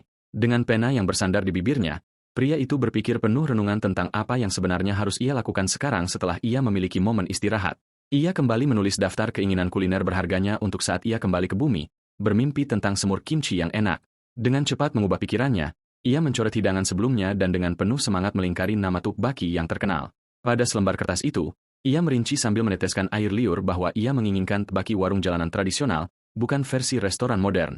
Sambil mendesah karena rindu pada tanah airnya, Ivan dikejutkan oleh seorang anak perempuan dari panti asuhan yang bertanya apakah ia akan meninggalkan mereka lagi. Veteran tersebut terkejut mendengar suara yang polos itu dan dengan cepat menoleh ke samping untuk melihat dari mana gangguan kejutan itu berasal. Priscilla yang berusia 17 tahun tersenyum di jendela, mengungkapkan bahwa ia telah berada di sana sejak pria itu mulai bergumam tentang makanan. Ivan terkejut dengan keahlian gadis itu, bertanya dengan bingung bagaimana ia berhasil memanjat hingga ke jendela kantor pribadinya. Mengingat bahwa kantor tersebut berada di lantai 3, Ivan secara sarkastis bertanya apakah memanjat dinding kini telah menjadi kelas di panti asuhan. Priscilla merayakan kemenangannya dalam permainan tersebut sementara Ivan menegur gadis muda itu, menyuruhnya menggunakan lorong di sebelah lain kali demi keselamatan. Narasi tersebut mengungkapkan bahwa ada permainan tradisional dan sangat populer yang ditemukan dan dimainkan oleh anak-anak itu sendiri di panti asuhan. Permainan tersebut terdiri dari upaya menyelinap mendekati Ivan tanpa disadari oleh sang direktur, yang menjadi obsesi total di antara semua anak yatim di sana. Anak dari panti asuhan tersebut ingat bahwa pria bernama Ivan itu memiliki kemampuan dan indera luar biasa yang hampir tidak mungkin dibodohi. Ivan dapat mendeteksi bahkan suara terkecil dan niat paling tersembunyi di sekitarnya dengan persepsi yang tidak biasa. Ia mampu menangkap benda-benda yang dilempar dari belakang punggungnya keluar dari udara tanpa perlu menoleh ke belakang sekalipun selama permainan. Selain itu, ia selalu menemukan setiap anak yang bersembunyi dalam permainan tersebut pada percobaan pertama dengan kemudahan yang luar biasa. Di atas segalanya, sang direktur memancarkan kehadiran yang mengesankan dan menakutkan yang membuat anak laki-laki manapun terkesan di dalam panti asuhan. Namun pada saat yang sama ketika ia menakuti mereka, Ivan menarik anak-anak kecil keluar dari tempat persembunyian mereka dengan banyak perhatian dan kasih sayang kebapakan yang total. Meskipun wajahnya tegas, ia sangat baik dan suka bermain dengan anak-anak yatim dengan menggendong anak-anak di bahunya sendiri, dan anak-anak tersebut dengan gembira merayakan kehadiran sang direktur. Meskipun bahkan memikirkan pelatihan tidak langsung yang ia tawarkan kepada mereka, Ivan percaya bahwa jika anak-anak kecil tersebut belajar untuk mengecoh indera mereka, mereka akan berhasil bertahan hidup sendiri di masa depan jauh dari tempat itu. Ia memanfaatkan periode damai dan kebebasan yang singkat selama 2 minggu ini sebelum kereta berikutnya dengan anak-anak pahlawan tiba di ibu kota. Hanya saja ketenangan sang veteran berlangsung sangat singkat setelah menyadari bahwa masalah-masalah nyatanya jauh dari kata berakhir secara definitif. Di dalam sebuah tempat penahanan yang gelap, Priscilla diikat ke sebuah kursi dan mengancam para penculiknya dengan kemarahan dan balas dendam dari direkturnya. Para penjahat terkesan oleh gadis itu dan bertanya dengan heran di mana seorang wanita muda biasa belajar menyembunyikan keberadaannya dengan begitu baik. Ketika ditanya siapa direkturnya yang terkenal, Priscilla menjawab dengan bangga dan lantang dengan nama Ivan Petrovic. Kedua penculik tersebut membeku ketakutan dan menjadi lumpuh total setelah mendengar nama kandidat pahlawan legendaris yang diucapkan olehnya. Begitu keterkejutan awal berlalu, para penjahat itu mulai mengejek sambil tertawa, mengatakan bahwa tentu saja mereka pernah mendengar nama itu. Rekannya mencibir, mengatakan bahwa Ivan adalah nama yang paling umum di Kroyov dan Petrovich adalah nama keluarga paling generik yang ada di seluruh kerajaan. Seorang wanita misterius yang tersembunyi di dalam bayang-bayang tempat persembunyian berhenti berbicara setelah mendengar nama spesifik tersebut disebutkan di sana. Sosok wanita berambut gelap itu maju perlahan melalui kegelapan ruangan dan menuntut untuk mengetahui dengan tepat nama apa yang diucapkan oleh wanita muda tersebut. Priscilla merasakan tekanan luar biasa dari wanita menakutkan itu dan terbata-bata ketakutan, menjawab bahwa itu adalah direktur panti asuhannya. Wanita misterius yang dikelilingi oleh aura merah itu mengulurkan tangannya di atas kepala gadis tersebut sambil mengulurkan tangan. Kembali ke panti asuhan, Ivan memegang sepotong kain yang tertinggal dan merenungkan penculikan muda Priscilla yang mengkhawatirkan. Staf panti asuhan dengan putus asa memperingatkan Ivan bahwa muda Priscilla akhirnya dibawa pergi secara paksa oleh orang-orang tak dikenal. Ivan menganalisis cetakan tangan dengan salib yang tertinggal di pakaian tersebut dan langsung mengenali simbol dari orang yang sangat berbahaya. Ia menyadari bahwa ia harus menyesuaikan kembali rencananya untuk menyelamatkan gadis itu dan menghadapi sosok yang paling tidak ingin ia temui lagi dalam hidupnya. Tanda pada kain tersebut bekerja sebagai panggilan langsung dan provokatif yang datang dari mantan master yang memimpin operasi di masa lalu. Wanita misterius dan mematikan inilah yang mendirikan dan mengorganisasi unit pemusnahan tempat Ivan melayani selama bertahun-tahun yang berat. Ivan ingat bahwa wanita berani ini telah secara terbuka mengumumkan pensiunnya pada akhir perang melawan Raja Iblis. Mantan prajurit itu menemukan dengan penuh kemarahan bahwa Shadow Blade, Enrich, diam-diam mengumpulkan pasukan pembunuh di balik layar. Menggunakan beberapa informasi yang dimilikinya, Ivan menyerbu saluran bawah tanah selatan tempat persembunyian Enrich berada. Butuh waktu kurang dari 3 jam baginya untuk menemukan penjara bawah tanah rahasia itu, dan ia mengakui bahwa itu adalah kunjungan pertamanya ke tempat itu secara langsung. Ia mengenang bahwa di pusat ibu kota, terdapat monumen dan patung besar yang menghormati pahlawan dan prajurit terhebat dalam perang tersebut. Namun, tepat setelah kematian Raja Iblis dan berakhirnya perang, patung pahlawan tanpa nama itu tiba-tiba menghilang dari taman tersebut, dan tidak ada yang peduli tentang pencurian patung di tengah alun-alun karena pesan yang sangat mencolok ditinggalkan di tempat monumen itu berdiri. Plakat yang ditinggalkan oleh Enrich menyatakan bahwa mengawasi orang mati adalah haknya karena telah menjadi salah satu anggota kelompok mantan pahlawan tersebut. Enrich mencuri patung itu ke bawah tanah karena ia percaya bahwa bilah tajam tidak memiliki tempat di era yang didominasi oleh kedamaian. Melihat dasar patung yang dipulihkan di bawah tanah, Ivan membaca dengan penuh perhatian dan kehidmatan prasasti yang diukir di plakat batu tersebut. Ukiran yang menghormati mereka yang gugur dalam perang tersebut memuat tanda tangan hikmat dari Putri Elizabeth dan Master Enrich sendiri. Ivan menundukkan kepalanya dalam gestur rasa hormat yang mendalam dan tulus di hadapan monumen yang didedikasikan untuk mengenang mantan rekan-rekannya. Mantan prajurit itu merenungkan aturan suci untuk tidak pernah meratapi mereka yang terlebih dahulu pergi selama pertempuran perang. Ia ingat bahwa ia juga termasuk dalam barisan pejuang yang sama dan bahwa takdirnya tetap terikat secara abadi pada orang-orang yang telah mati. Mengakhiri penghormatan sunyinya, Ivan berjalan melalui koridor-koridor gelap menuju markas pusat mantan masternya. Patung kolosal prajurit tak dikenal itu berdiri di lingkungan bawah tanah, mengawasi dari atas kedatangan sang mantan prajurit pengunjung. Tiba-tiba, Ivan merasakan kehadiran yang sangat akurat di udara dan menoleh saat tiba di depan pintu ruang utama. Di dalam sebuah ruangan yang mewah, seorang wanita elegan bersantai di sofa, meminum teh panas sambil dengan tenang menunggu masuknya Ivan. Ivan menatap wanita itu dengan keseriusan dan menyadari bahwa ia terus menyimpan mutlak semua kenangan dan bekas luka masa lalu. Veteran itu bertanya dengan suara tegas apakah itu adalah pertama kalinya mereka berhadapan langsung setelah 7 tahun perpisahan yang panjang. Master Enrich tersenyum dengan tatapan provokatif dan dengan penuh kasih sayang memanggil mantan bawahannya dengan nama panggilan lamanya, Little Ivan.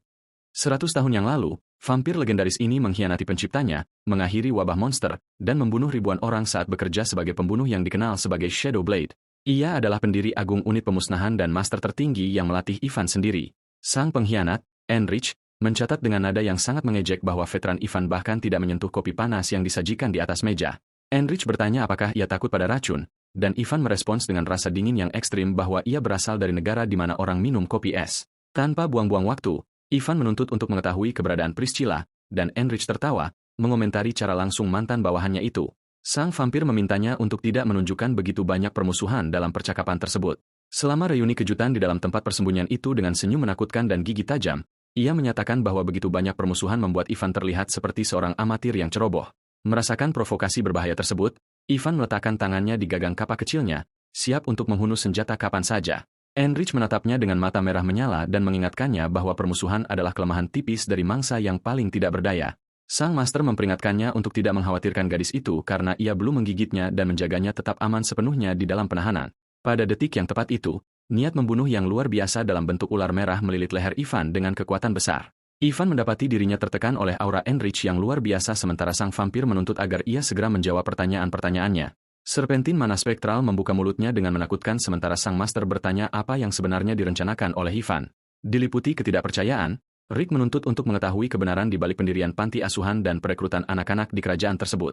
Ia mengungkapkan bahwa awalnya ia mengira lucu bagi Ian untuk mengurus panti asuhan setelah pensiun, tetapi ia berubah pikiran setelah peristiwa-peristiwa baru-baru ini. Dan Rick menganggap tidak masuk akal bagi Ivan untuk mengirim seorang gadis berusia 17 tahun dengan teknik penyusupan yang sempurna jauh-jauh ke markasnya. Pelatihan bila bayangan untuk para anak yatim piatu sebagai pembunuh dan mengirimkan mereka kepadanya diperlakukan sebagai deklarasi perang langsung. Sang vampir menatap mantan bawahannya itu dengan rasa jengkel yang ringan terhadap seluruh situasi ini. Di tengah percakapan, ia merajuk dan dengan kesal memberitahu sang veteran bahwa ia merasa cukup terganggu dengan sikap dari murid skuad terdahulunya itu. Dan Rick secara terbuka mengkritik janggut sang veteran, mengatakan bahwa gaya tersebut, yang sudah ketinggalan zaman sejak seabad lalu, tidak cocok digunakan sebagai penyamaran.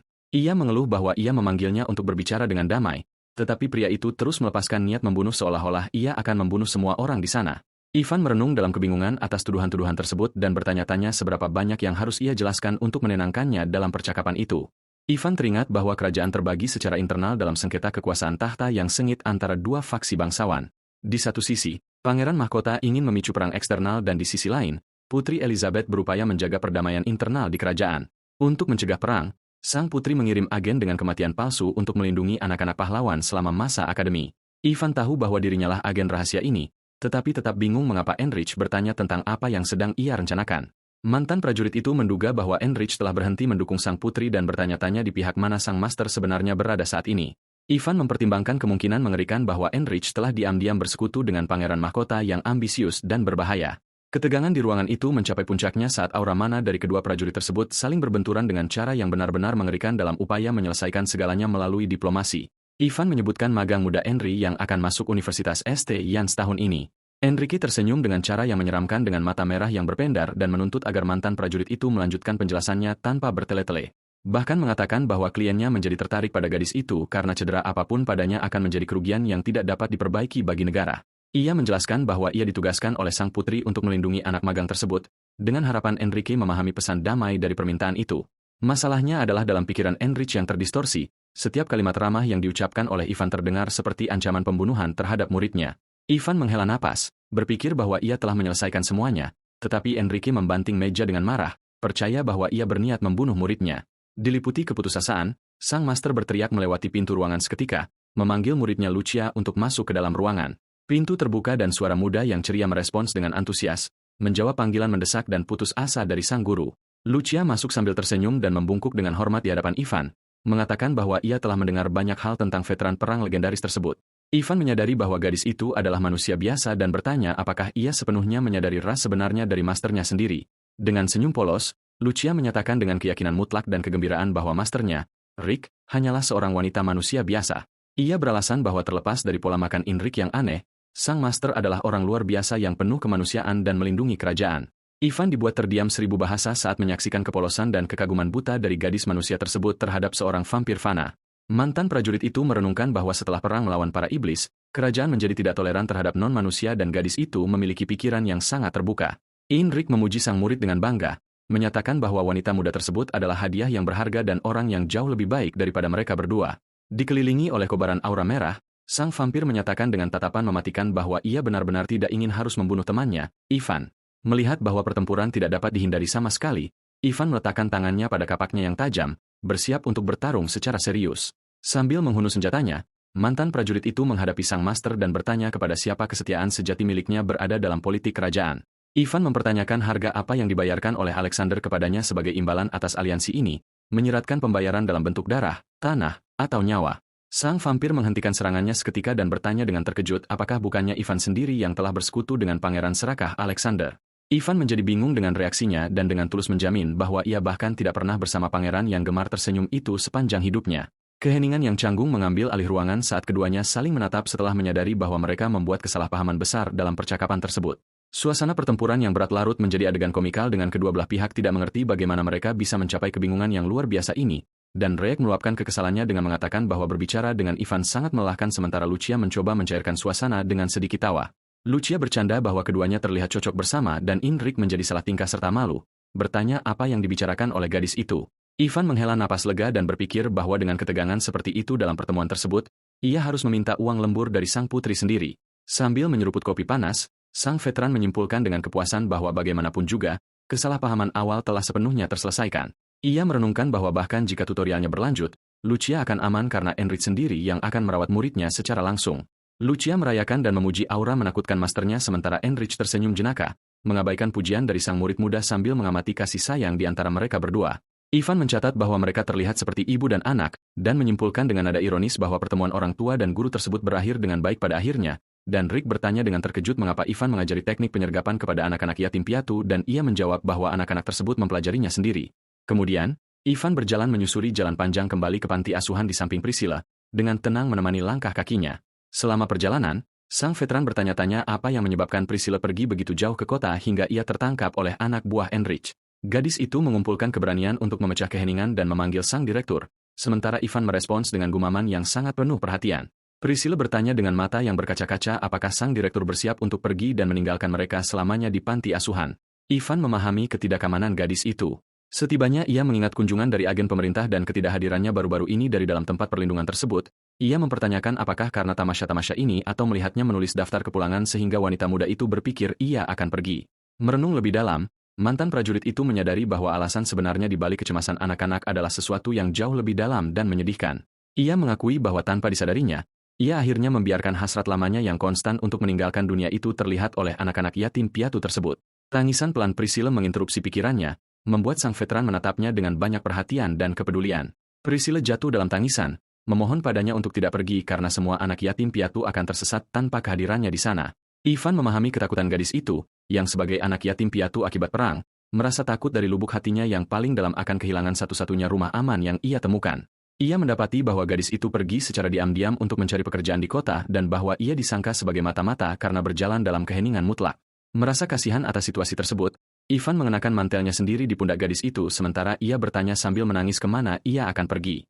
Dalam pikirannya, pemuda itu menegaskan bahwa ia memang ingin kembali ke bumi, tetapi berjanji untuk merawat semua anak kecil untuk saat ini. Ivan mengambil napas untuk menenangkan hati gadis itu dan akhirnya mengungkapkan tempat di mana ia benar-benar akan pergi dalam beberapa hari mendatang. Ia menjelaskan dengan suara tenang bahwa ia hanya akan pergi ke Universitas St. Yansk dan menjamin bahwa ia akan kembali untuk mengunjungi mereka dengan sangat sering. Priscilla tersenyum lega, menangis penuh haru. Sementara Ivan berpikir bahwa ia tidak bisa dan tidak boleh meninggalkan dunia tersebut untuk saat ini karena ia telah menanamkan banyak usaha ke dalam panti asuhan itu. Ia tahu ia akan membutuhkan setidaknya 3 tahun untuk merampungkan segalanya sebelum kembali. Kembali pada perkumpulan anak-anak di panti asuhan, mereka membahas ujian universitas yang sulit yang akan berlangsung pada bulan November. Priscilla tersenyum penuh kegembiraan saat menyadari bahwa jika mereka mengikuti ujian tersebut, mereka akan dapat bersatu kembali dengan direktur tercinta mereka. Hanya dalam waktu 1 tahun, wanita muda itu mengumpulkan semua anak dan mempertegas bahwa aturan suci permainan tetap sama seperti biasa, yaitu harus bertindak tanpa sepengetahuan antena tajam milik Ivan. Bertekad untuk memenangkan kontes tersebut, semua anak yatim piatu dari tempat perlindungan itu memulai rutinitas belajar yang gila-gilaan yang berfokus pada kelulusan ujian. Tidak menyadari rencana gila anak-anak tersebut, Ivan menganalisis berkas-berkas di kantornya, berpikir bahwa semuanya di tempat perlindungan itu berjalan dalam kedamaian. Misi perlindungan pertama dengan putri dari pemuda tersebut telah berhasil diselesaikan dan gadis itu sudah sepenuhnya aman. Jaminan keselamatan untuk murid Enrich juga telah diselesaikan tanpa masalah atau komplikasi besar bagi sang veteran. Kini perhatian Ivan beralih ke tahap selanjutnya dari rencana tersebut dan target-target baru yang akan segera mendarat di kerajaan, membelah ladang hijau di atas rel besi. Kereta uap baru melaju dengan cepat, membawa para pelancong menuju ibu kota. Sebuah pedang tempur yang elegan tersimpan di rak di dalam kabin, menandakan keberadaan seorang pejuang muda yang sangat terampil. Di dalam gerbong kereta, seorang gadis muda berambut pirang bernama Isabel dengan saksama mengamati pemandangan dari jendela, sambil memegang erat pedangnya. Gadis yang penuh tekad ini tidak lain adalah putri dari pahlawan legendaris yang memimpin kemenangan militer di masa lalu. Ivan teringat bahwa kelompok mantan pahlawan tersebut pada dasarnya berfungsi sebagai skuad pembunuh yang nyata dan tanpa ampun. Karena mereka harus menyusup jauh ke wilayah iblis untuk membunuh para pemimpinnya, para pahlawan selalu bertindak secara rahasia. Kerahasiaan mutlak adalah karakteristik yang paling vital bagi kelompok tersebut untuk berhasil menyerang target dan mundur tanpa menimbulkan kecaman. Pahlawan Maximilian selalu menampilkan postur yang percaya diri dan ramah untuk menginspirasi harapan semua orang selama perang. Namun, di balik senyuman itu, pemimpin para pahlawan tersebut memiliki sisi yang benar-benar gila dalam strategi pertempurannya, dan Rick dulunya sering mengutuk sang pahlawan karena suka membuat keributan dan pamer tanpa henti di tengah misi rahasia. Dalam salah satu kenangan lamanya, Rick terkejut melihat sang pahlawan mengambil sikap yang sama sekali tidak terduga dan aneh dalam sebuah percakapan yang didorong oleh semangat kompetitif. Sang pahlawan berteriak bahwa ia tidak akan kalah dari siapapun sambil melepaskan kekuatan besarnya yang cemerlang. Ledakan cahaya suci dari serangan itu begitu besar sehingga rekan-rekan setimnya ngeri melihat tindakan yang berlebihan tersebut. Ksatria Gilar menganggapnya sebagai pemanasan yang luar biasa meskipun pergelangan tangannya patah akibat dampak dahsyat dari serangan itu. Gilbert meminta penyembuhan kepada St. Patricia, yang secara alami menunjukkan bahwa kelompok pahlawan tersebut terdiri dari orang-orang gila. Ainar tertawa mengejek sambil mulai memancarkan energi yang luar biasa. Di tengah mereka semua, ia memamerkan punggung berototnya dan menyatakan bahwa para pria dari tanah airnya hidup untuk meninggalkan jejak sementara yang lain memintanya untuk berhenti. Dengan kekuatan pukulan yang dahsyat, gunung tersebut meluncur ke arah langit malam sementara jejak energi merobek kegelapan malam. Serangan yang tajam dan kolosal melintasi pemandangan, membelah puncak gunung dan membuat gelombang kejut yang besar bergema ke seluruh lingkungan. Tepat setelah itu, gerombolan monster menakutkan dan naga yang kelaparan keluar dari tempat persembunyian mereka bagaikan sarang lebah yang benar-benar tidak terkendali. Ivan mengenang perjuangan yang harus ia lalui untuk melarikan diri dari Jenderal Naga Besi dan gerombolan iblis dalam pelarian yang benar-benar konyol. Di puncak langit malam itu, tanda terang dari tebasan tersebut tetap menyala, mengingatkan semua orang akan kekuatan sang prajurit legendaris yang menunjuk ke arah bintang terang di langit. Pahlawan legendaris tersebut sangat membanggakan dirinya tanpa rasa malu sedikit pun untuk menyombongkan diri. Dengan wajah memar dan senyuman konyol, Maximilian dengan bangga menyatakan bahwa ia membelah langit itu sendiri, menunjukkan betapa tidak tahunya ia. Gilar dan Ar mencoba bersaing dengan mengatakan bahwa mereka membelah langit lebih hebat lagi dan bahkan membelah seluruh gunung dengan pukulan mereka. Peri gelap dan yang lainnya berdebat secara filosofis tentang memotong sesuatu yang tidak berwujud sementara yang lain menyuruhnya untuk diam dan berhenti bersikap pintar. Kelompok pahlawan tersebut sebenarnya adalah sekelompok orang gila yang tidak terkendali yang hidup dengan berkelahi dan saling memukul tanpa alasan sama sekali. Bahkan di tengah semua kegilaan itu, sang pahlawan terus bersinar terang sebagai pemimpin yang tersenyum bagi mereka semua. Ia mempertaruhkan posisi kelompok dengan memotong langit malam tanpa ada kebutuhan sedikit pun, hanya untuk tertawa. Ivan dengan marah mengenang bahwa sang pahlawan berkata ia memotong langit hanya karena ingin melihat bintang-bintang, dan ia mengaku sangat membenci pria itu. Pahlawan legendaris itu mengalahkan Raja Iblis 4 tahun lalu dan kemudian menghilang dari peta tanpa meninggalkan jejak bagi siapapun. Dunia masih mengenang perbuatan sang pahlawan besar. Namun sedikit demi sedikit, semua orang mulai melupakan pria bernama Maximilian itu. Di dalam kereta, para pria berjas bertanya dengan penuh kekhawatiran apakah ada sesuatu yang mengganggu Tuan Petrovich yang terhormat. Pada saat itu, Ivan menatap tajam wajah mereka dan dengan dingin menjawab bahwa satu-satunya hal yang mengganggu di sana adalah kehadiran mereka semua. Sambil mendengus panjang, veteran tersebut menyadari bahwa ia akhirnya terjebak dalam situasi yang sangat menjengkelkan dengan kesabaran yang sudah habis. Ivan teringat hari ketika ia kembali setelah menghentikan serangan teroris dan bagaimana para pejabat terkejut dengan prediksi-prediksinya. Pejabat itu menggenggam tangan Ivan dengan tidak percaya karena ia berhasil menebak jam, tanggal, dan lokasi pasti dari serangan tersebut. Sang komandan menawarkan 5 agen intelijen untuk membantunya dalam misi berikutnya tanpa menyadari bahwa ia akhirnya menimbulkan kecurigaan. Pejabat itu bertanya dengan rasa ingin tahu bagaimana seorang pria yang sudah pensiun selama 4 tahun berhasil membuat jaringan mata-mata tanpa sepengetahuan siapapun. Ivan berpikir bahwa ia memprediksi segalanya hanya menggunakan firasat. Namun bagi pihak militer, tampaknya ia memimpin organisasi rahasia raksasa. Ia memutuskan untuk tetap merahasiakannya dan tidak menjelaskan apapun karena otoritas sejati seorang pria justru lahir dari misteri. Namun, karena pilihan yang penuh teka-teki ini, keadaan akhirnya berubah menjadi sedikit rumit. Saat kereta melaju di atas rel, Ivan akhirnya terpaksa menerima 5 agen kikuk yang dikirim khusus untuk mengawasi langkahnya. Sang veteran merasa kesal saat melihat para mata-mata berkedok tersebut mengenakan setelan jas yang serasi dan tidak dapat lagi menahan dorongan untuk menegur mereka. Ivan mengeluh bahwa meskipun kereta penuh dengan kursi kosong, mereka justru berdesakan di dekatnya, membuat situasi menjadi sangat mencurigakan. Tidak bisa menerima amatirisme para pemula tersebut, sang veteran bertanya-tanya bagaimana ia bisa pensiun dengan tenang jika dikelilingi oleh mata-mata yang kikuk. Dengan tatapan mengintimidasi, sang veteran mulai memberikan teguran keras, mengatakan bahwa pada usia mereka, ia bertindak dengan cara yang jauh lebih profesional. Sambil kereta mengeluarkan asap ke langit, perjalanan berlanjut dengan Ivan yang memberikan kuliah spionase sejati kepada para rekrutan.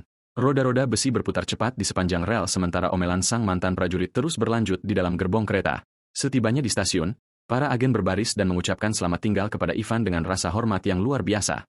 Mengikuti semua arahannya, Ivan mengeluarkan aura menakutkannya untuk mengajarkan bagaimana seorang mata-mata harus bertindak, sementara mereka mengenang orang-orang yang mengatakan bahwa ia adalah sosok yang pendiam. Dengan ngeri, para pemuda tersebut menyadari bahwa ia adalah monster karena telah berbicara tanpa henti selama 18 jam penuh selama perjalanan. Para mata-mata itu melarikan diri dengan ketakutan dari stasiun sementara Ivan mengamati dalam diam, merasa lega karena berhasil menyingkirkan mereka. Sang veteran tahu bahwa mereka seharusnya mengawasinya, tetapi ia justru memberikan kuliah yang begitu membuat trauma sehingga mereka mencari-cari alasan untuk kabur. Selain itu, Ivan memberi mereka perintah rahasia untuk melindungi putra dari ksatria legendaris Gilbert alih-alih membuntutinya. Ia tersenyum puas saat melihat bahwa ia berhasil menyingkirkan pengawasan tersebut dan tetap menjamin perlindungan anak laki-laki itu hanya dengan satu gerakan. Sementara berjalan menyusuri lorong, Gadis muda berambut pirang itu berpapasan dengan Ivan tanpa menyadari bahwa ia berada dekat dengan seorang veteran tua. Gadis itu maju dengan tatapan fokus dan misterius, siap menghadapi tantangan yang menantinya. Di ibu kota, ia duduk di kursi kereta dan mengamati pemandangan melalui jendela sambil merenungkan misinya yang penting dalam diam. Seorang pria berjas mendekatinya, mencoba meyakinkannya dan memintanya untuk tidak mengkhawatirkan peristiwa-peristiwa baru-baru ini. Tanpa berpikir panjang, gadis muda itu mencengkeram pergelangan tangan pria tersebut dengan kuat, menghentikan sentuhan menjengkelkan itu seketika. Dengan tatapan menakutkan dan penuh amarah, ia menyuruh pria itu untuk diam dan menyebutnya tidak berguna. Tanpa rasa malu sedikitpun, pria itu mencoba meminta maaf dengan rasa malu. Namun gadis itu menyuruhnya pergi dari pandangannya karena ia bahkan tidak ingin melihatnya. Ia berbalik menghadap jendela, menyebut pria itu orang bodoh, sementara pria tersebut berjalan pergi dengan cepat tanpa mengeluh sama sekali. Pria berjas itu menutup pintu kompartemen dalam diam dan meninggalkan wanita muda itu sendiri dengan pikirannya di dalam gerbong kereta. Pria berjas tersebut menampilkan ekspresi marah dan gigi yang terkatup rapat sepertinya emosinya meluap-luap. Kereta penumpang tersebut berangkat dari stasiun St. Matilene dan melaju dengan kecepatan tinggi di atas rel. Ini adalah kereta ekspres tujuan ibu kota yang melintasi wilayah berbahaya karena pernah menjadi garis depan melawan para iblis. Oleh karena itu, sebagian besar daerah yang dilalui kereta tersebut adalah zona militer yang dijaga ketat oleh pasukan. Menganalisis 30 stasiun di sepanjang rute, Ivan menyimpulkan bahwa hanya ada 3 titik di mana serangan teroris mungkin terjadi. Bagian pertama adalah tempat yang sempurna untuk penyergapan saat matahari terbenam, tetapi kereta lewat tanpa terjadi apa-apa. Bagian kedua juga ideal untuk serangan oleh preman bersenjata. Namun malam berlalu dalam ketenangan total. Dengan begitu, hanya bagian akhir dari jalur tersebut yang tersisa, membuat Ivan dengan mantap memegang senjata apinya di balik mantelnya. Akhirnya mencapai bagian terakhir dari perjalanan tersebut, mantan prajurit itu diam-diam mempersiapkan diri dengan tatapan waspada di dalam kegelapan. Di dalam gerbong, para penumpang tetap duduk dengan tenang sementara kereta berderak di atas rel. Waktu berlalu dalam keheningan mutlak tanpa ada tanda-tanda bahaya yang muncul di dalam gerbong. Membuat sang veteran terkejut, Ivan merasa penasaran dan bertanya-tanya apakah ia salah menghitung prediksinya. Mengingat tutorial game seharusnya berupa serangan teroris di kereta, ia mempertanyakan apakah insiden sebelumnya hanyalah kebetulan yang tidak masuk akal, mengingat kisah-kisah akademi biasanya mengikuti suatu pola tertentu. Pemuda itu menggertakkan giginya setelah menyadari dengan ngeri bahwa kenyataannya, kisah dunia itu mungkin bukanlah sebuah kisah percintaan akademi. Suasana amarah berwarna kemerahan menguasai tubuhnya saat ia bertanya-tanya apakah dunia yang menyedihkan itu bahkan memiliki akhir. Setibanya di stasiun akhir, para penumpang berlari keluar ketakutan, berteriak bahwa seorang pria berjanggut gila menodongkan senjata ke arah mereka. Ivan merenung bahwa mungkin sang pahlawan tidak mengasingkan diri, melainkan menyelesaikan kisahnya dan kembali ke dunia asalnya sendiri. Ia bertanya-tanya apa yang terjadi pada dunia yang ditinggalkan ketika protagonis sejati menyelesaikan perjalanannya dan pergi. Mereka mengenang pemuda dari bumi yang berinkarnasi di dalam tubuh itu dan hanya berkeinginan untuk menemukan cara agar bisa kembali ke rumahnya. Saat lokomotif melepaskan uap ke udara malam stasiun, sang mantan prajurit tetap tenggelam dalam pikiran suram. Ivan mengepalkan tinjunya dengan geram, menolak gagasan untuk menghabiskan sisa hidupnya terjebak di dunia fantasi yang dibencinya itu. Keinginan terbesarnya adalah meninggalkan segalanya dan kembali ke kehidupan normalnya di bumi, tempat di mana ia bisa tidur dengan tenang dan menonton acara-acaranya. Pemuda itu berteriak dalam keputusasaan untuk melarikan diri dari dunia yang kejam dan penuh penderitaan di mana konsep istirahat bahkan tidak ada sama sekali. Ia mencengkeram lehernya sendiri, tercekik oleh keputusasaan dan kebutuhan mutlak untuk menemukan jalan keluar dari tempat itu. Tiba-tiba, mata Ivan terbelalak saat ia menyadari sesuatu yang sangat tak terduga terjadi di sekitarnya pada detik itu juga. Ilusi di dalam benaknya hancur seperti kaca, pecah berkeping-keping. Saat ia tiba-tiba terbangun dari trancenya, sebuah ledakan dahsyat menghancurkan sisi gerbong kereta, melemparkan puing-puing dan kobaran api hebat ke segala arah. Dampak dari gelombang kejut tersebut merobek struktur besi dan membuat potongan-potongan kayu serta logam beterbangan di udara. Dengan tabrakan yang sangat keras, kereta tersebut terbelah dua dan mengalami ledakan raksasa yang menerangi malam yang gelap. Keluar rel dan dilalap api, kereta mulai meluncur tanpa kendali ke arah jurang di bawah. Di dalam gerbong yang terjatuh, gadis berambut pirang itu menjerit ketakutan sembari kehilangan keseimbangan di tengah kekacauan kejatuhan tersebut. Mengesampingkan keraguannya, Ivan Petrovich yang berpengalaman melompat beraksi dan melemparkan dirinya ke dalam kegelapan tanpa ragu sedetik pun. Indranya menajam dingin bagai musim dingin yang keras, dan ia mulai memotong puing-puing yang berjatuhan di udara untuk melindungi orang-orang. Bertindak dengan cara yang dingin dan penuh perhitungan, Ivan menyimpulkan bahwa prediksi awalnya benar, bahwa bahaya sebenarnya baru saja dimulai. Sang veteran melompat dengan megah melawan cahaya bulan purnama sementara kereta yang hancur jatuh ke dalam kegelapan. Dengan senyum liar di wajahnya, Ivan memperbarui tekadnya untuk mencapai akhir kisah itu dengan cara apapun. Bangkai lokomotif tergeletak di dasar gunung, diselimuti oleh asap tebal setelah kejatuhan yang mengerikan. Cahaya bulan menembus celah-celah logam yang terpuntir, menerangi bagian dalam gerbong yang hancur. Jatuh di antara reruntuhan, Gadis berambut pirang itu mengeluarkan rintihan kesakitan yang lemah saat ia mulai sadar kembali. Perlahan membuka matanya, gadis itu mencoba memahami tragedi yang baru saja terungkap di tempat itu. Dengan luka parah, pria berjas itu mendekat, merasa lega karena nona mudanya akhirnya terbangun. Gadis itu terkejut saat mendongak dan menyadari keparahan luka pada pria yang terbaring di atasnya. Pria itu menggunakan tubuhnya sendiri sebagai perisai untuk melindunginya dari benturan kejatuhan dan kini hampir tidak bisa berdiri. Isabelle mengingat momen baru-baru ini ketika ia memperlakukannya dengan rasa jijik yang luar biasa dan menyuruhnya meninggalkan kompartemen. Gadis itu tidak mengerti tindakan pria tersebut dan bertanya dengan terkejut mengapa ia mempertaruhkan nyawanya untuk menyelamatkannya. Berdarah sangat hebat, pria itu memohon padanya untuk segera melarikan diri karena para musuh telah mengincarnya selama ini. Dengan ekspresi suram, wanita muda itu bertanya mengapa seorang bodoh sepertinya mempertaruhkan segalanya demi seseorang yang selalu memperlakukannya dengan buruk. Ia menyatakan bahwa ayahnya tidak akan peduli jika ia mati dan bahwa ia tidak perlu melakukan hal gila seperti itu. Ia mengakui dengan suara sedih bahwa ia sudah mengetahui semua ini dari lubuk hatinya yang paling dalam dan bahwa kebenaran itu terasa sangat menyakitkan. Perlahan-lahan menghembuskan napas terakhirnya, pria itu berbisik bahwa ia melakukan itu bukan demi ayah sang gadis, melainkan karena ia adalah putri dari pahlawan legendaris. Pria yang sekarat itu mengatakan bahwa ia adalah sesuatu yang ditinggalkan oleh Maximilian. Karena ia membawa darah pahlawan legendaris, ia menegaskan bahwa wanita muda itu merepresentasikan harapan sejati bagi semua orang di dunia yang hancur dan penuh konflik tersebut. Bingung dan terguncang, Isabelle mencoba memahami apa yang dibicarakannya sambil melihatnya perlahan kehilangan kekuatan. Mengamati pemandangan itu dalam diam, Ivan memuji tekad pria yang mempertaruhkan segalanya demi gadis itu tanpa ragu sedikitpun. Ivan mengangkat puing-puing besi berat yang menindih pria tersebut, membuat mereka berdua terkejut. Sang veteran menanyakan nama ksatria yang terluka itu dan ia menjawab dengan susah payah bahwa namanya adalah Diane August. Saat ditanya tentang identitasnya, pria itu dengan tenang memperkenalkan dirinya secara singkat sebagai Ivan Petrovich. Ivan bertanya secara langsung apakah Diane ingin hidup, dan pemuda itu menjawab sambil tersengal-sengal bahwa ia memang ingin tetap bertahan hidup. Tanpa buang waktu, Ivan membuka botol ramuan penyembuh pekat untuk segera mengoleskannya pada pria yang terluka itu. Ia memperingatkan ksatria tersebut bahwa pengobatan itu akan sangat menyakitkan dan menuangkan cairan hijau tersebut ke atas luka.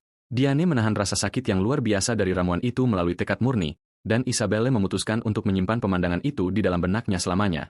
Ksatria itu jatuh dalam keputusasaan, berteriak kesakitan dan berjanji untuk mengaku segalanya, mengira ia sedang disiksa oleh pria tersebut. Begitu ia mendapatkan kembali sedikit kesadarannya, Diane menatap dengan kemurnian amarah ke arah Isabelle, membuat gadis itu tegang. Sebelum ia sempat melampiaskan amarahnya pada sang gadis, Isabelle melayangkan pukulan dengan seluruh kekuatannya tepat di wajah ksatria tersebut. Tanpa ragu, hantaman pukulan itu membuat sang pria benar-benar pingsan dengan wajah bengkak dan mengeluarkan air liur di tanah. Pada detik itu juga, Ivan menganalisis kondisi ksatria tersebut dan memperingatkan sang gadis, mengatakan bahwa ia bertindak terlalu jauh dengan kekerasan dan harus merenungkannya. Ia memperingatkan bahwa musuh-musuh dari gunung sedang turun dan menyuruh Isabelle untuk menggendong ksatria tersebut sementara ia menangani pertarungan. Wanita muda itu menggenggam pedangnya dengan tekad dan meyakinkan bahwa ia juga memiliki kemampuan untuk bertarung di sisinya dalam pertempuran. Terlepas dari kata-kata beraninya, tangan Isabelle bergetar tak terkendali saat ia memegang gagang pedangnya. Ivan mengenali keahliannya, tetapi menolak bantuannya, dan sang gadis merasa kesal dengan cara bicara sang veteran yang santai. Sang veteran mencatat bahwa kepribadiannya mirip dengan ibunya, dan gadis berterima kasih itu bertanya apakah ia mengenal ayahnya di masa lalu. Mengabaikan pertanyaan tersebut, Ivan mengarahkan para penyintas untuk menyalakan api unggun dan menutupi diri mereka guna menahan dinginnya malam. Sang gadis bertanya dengan cemas apakah ia benar-benar berniat menghadapi musuh sendirian bahkan tanpa mengetahui siapa mereka. Ivan berjalan pergi dalam keheningan, memperjelas bahwa ia tidak perlu mengkhawatirkan apapun selain keselamatan dirinya sendiri. Dengan tatapan yang dingin dan tenang, sang mantan prajurit menunjukkan keyakinan penuh pada kemampuannya untuk menyelesaikan situasi tersebut. Ia mengenang doktrin taktik militer yang mengajarkan untuk memprediksi skenario terburuk guna mengambil tindakan terbaik yang mungkin dilakukan. Aturan itu tampak jelas dalam teori, tetapi di tengah panasnya pertempuran sesungguhnya, nilai sejatinya baru terungkap bagi seorang prajurit. Musuh akan selalu mencoba menyerang dengan cara yang paling merepotkan untuk membuat reaksi menjadi sesulit mungkin bagi para korban. Setelah kecelakaan kereta api, para penyerang menduga para penyintas akan melarikan diri dalam kepanikan sehingga mereka dapat memburu mereka dalam gelap untuk menghindari penyergapan saat mundur. Ivan memerintahkan semua orang untuk tetap terlihat jelas di sekitar api unggun yang menyala di tempat terbuka. Melihat api tersebut, musuh mengubah taktik mereka mengumpulkan pasukan yang terpencar untuk mengepung kelompok tersebut pada satu titik tunggal. Saat pasukan musuh berorganisasi ulang untuk pengepungan, peluang sempurna muncul bagi sang veteran untuk melakukan pergerakannya. Rahasia sejati dari strategi ini terletak pada menjadi mimpi buruk terburuk bagi musuh di medan perang. Ivan membidik dengan senjatanya yang tersembunyi di dalam kegelapan, siap menjadi ancaman yang menakutkan bagi orang-orang bersenjata tersebut. Mempersiapkan senjatanya di tengah malam buta, Sang veteran berencana melepaskan jenis serangan terburuk kembali ke para penembak menggunakan teknik tembakan jarak jauh dari unit pemusnah. Ivan mengarahkan pistolnya langsung ke target. Salah satu tentara bayaran menerima kejutan besar saat melihat rekannya tertembak entah dari mana. Di tengah kepanikan umum, para prajurit berteriak putus asa, menuntut agar penembak misterius itu mengungkapkan dirinya di hutan. Pasukan tersebut mencoba menyesuaikan posisi mereka dalam kepanikan. Sementara tembakan akurat terus datang dari kegelapan, Ivan muncul seperti hantu di hutan gelap, memanfaatkan fakta bahwa obor musuh mengungkap lokasi mereka. Sang veteran melenyapkan lawannya dengan kapak dan yang lainnya berteriak ketakutan saat melihat serangan keras di tengah kabut. Putus asa, seorang prajurit yang selamat mengarahkan pistolnya dan menembak seperti orang gila sambil berteriak. Dikuasai oleh ketakutan, serangan Ivan membelah tentara bayaran itu menjadi dua tanpa memberi penyerang yang terkejut itu kesempatan sedikit pun untuk bereaksi. Bergerak dengan kecepatan sangat tinggi, Ivan menjatuhkan tentara lain dengan pukulan presisi dan telat di dalam kegelapan. Menyesuaikan genggamannya pada gagang kapak, sang mantan prajurit mempertahankan postur yang teguh untuk melanjutkan eliminasi di sana. Sambil mendesah lega, Ivan mengamati tumpukan tubuh yang dikalahkan di sekitarnya. Setelah berhasil membersihkan seluruh area dengan gemilang, serangan kejutan yang dieksekusi oleh anggota berpengalaman dari unit pemusnah mampu memusnahkan pasukan manapun. Dengan taktik mematikan dan presisi bedah, seorang prajurit tunggal berhasil mengepung dan melenyapkan sekelompok pria. Kapten musuh menerima laporan mengejutkan bahwa 3 anak buahnya telah tewas ditebas secara beruntun. Perwira Iblis Iplos menganalisis situasi tersebut dengan rasa intrik, menduga bahwa pasukan elit rahasia sedang menyerang mereka. Kapten Iblis mendengarkan dengan cermat suara tembakan yang bergema tajam dari arah barat dan utara hutan. Saat menyadari bahwa suara-suara tersebut semakin mendekat, ia menduga bahwa sang penembak mengetahui lokasi persis mereka. Dikuasai oleh keyakinan yang berbahaya, Kapten menuntut bawahannya untuk segera menyerahkan senjatanya. Tanpa memberikan peringatan apapun, sang perwira menembakkan peluru ke udara, membuat prajurit di sampingnya tertegun sepenuhnya. Dengan ekspresi suram, Iplos menyimpulkan dengan marah bahwa mereka sebenarnya telah menghadapi satu orang yang sama dari tadi. Prajurit tersebut menganggap hal itu tidak mungkin mengingat ia mendengar beberapa tembakan di tempat yang sama sekali berbeda di dalam hutan. Perangkap yang dibuat dengan kawat transparan terbentang di antara pepohonan dan bahkan diikatkan ke sepatu para prajurit itu sendiri. Ketika prajurit tersebut mengambil langkah, kawat itu ditarik dan memicu pistol yang diikatkan ke pohon, menembak dengan sendirinya. Iplos berteriak di luar kesadarannya setelah menyadari bahwa semua suara tembakan yang terdengar berasal dari senjata mereka sendiri. Tertipu oleh trik tersebut, bawahannya tersebut bergetar ketakutan setelah memahami bahwa mereka telah dimanipulasi dengan sempurna oleh musuh sejak awal. Memanfaatkan gangguan dan kebingungan umum, Ivan menyerang prajurit tersebut dari belakang dengan pukulan telak yang cepat.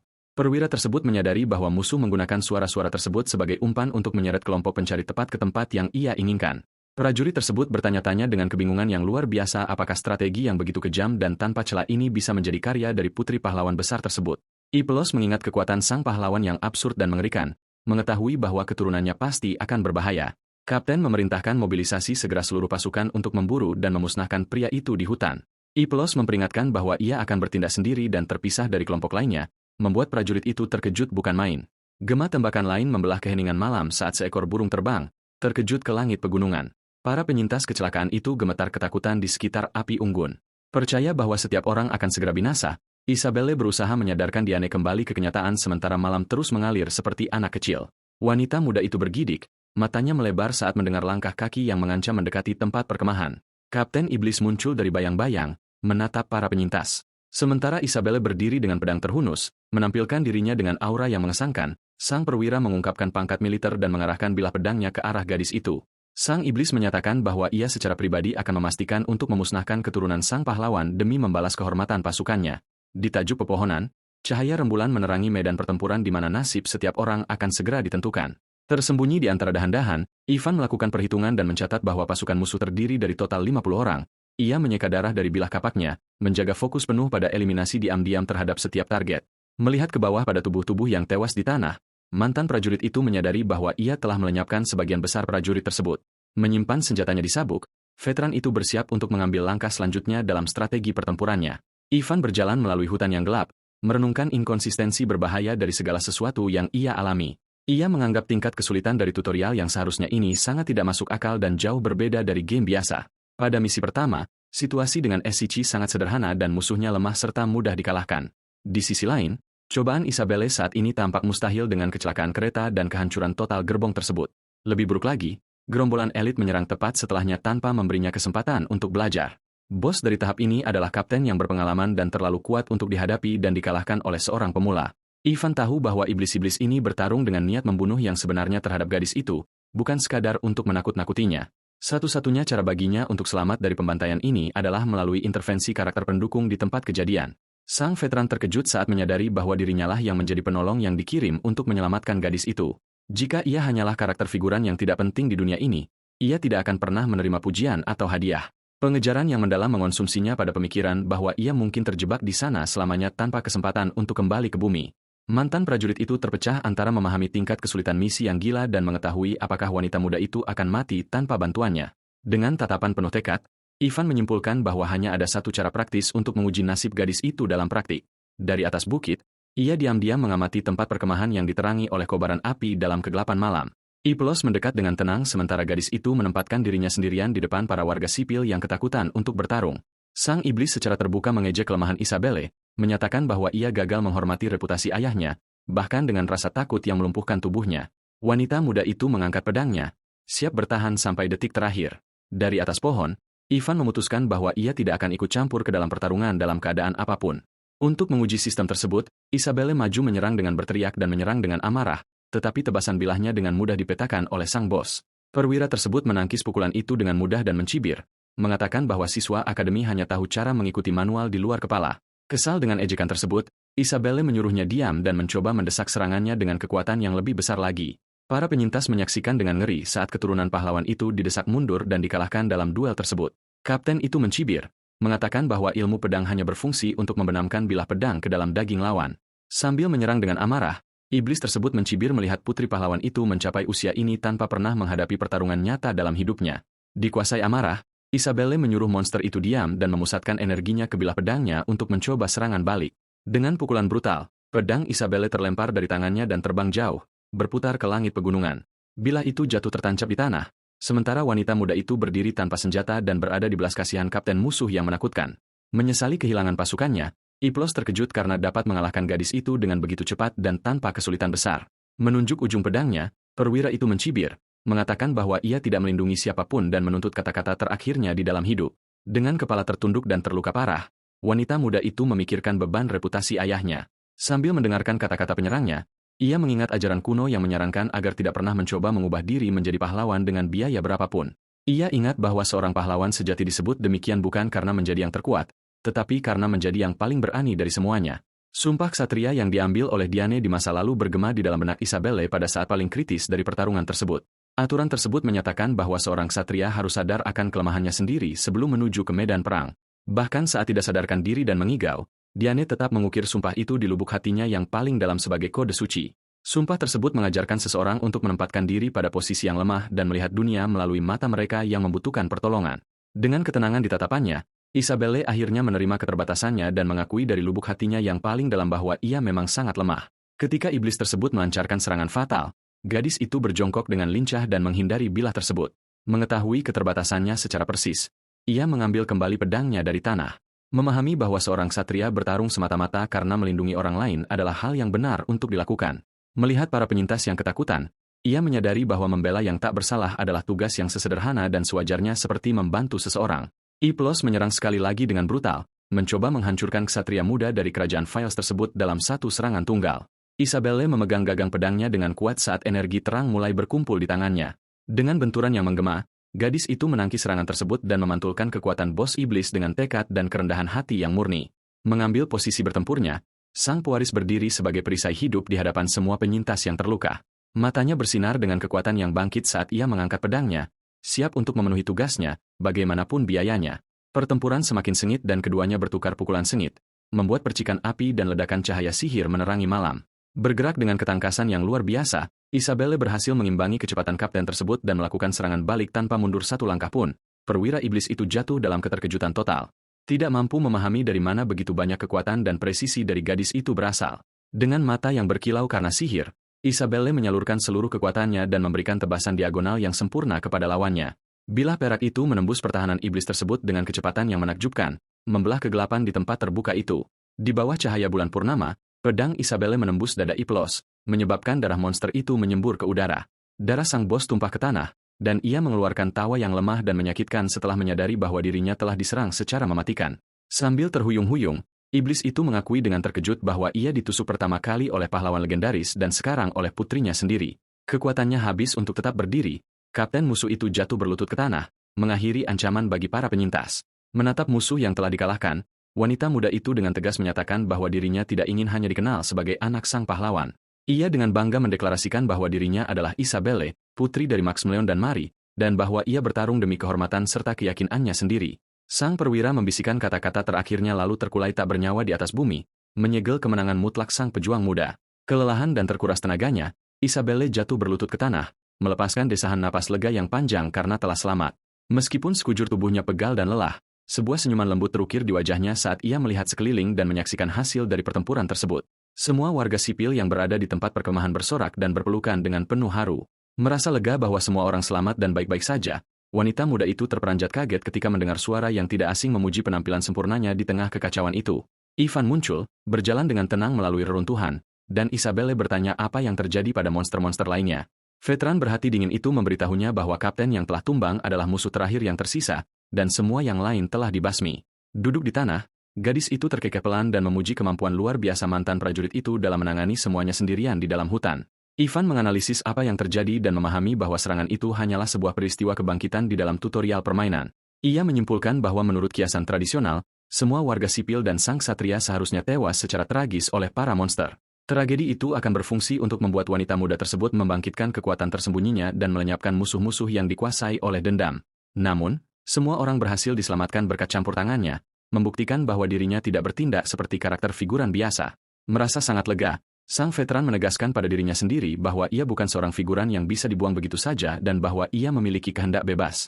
Pada saat itu, ia teringat hari yang jauh di masa lalu ketika pahlawan legendaris menggunakan serangan pamungkasnya untuk merobek langit. Ivan akhirnya mengerti bahwa dalam membelah awan malam tersebut, sang pahlawan tidak berniat untuk melihat sembarang bintang di atas sana.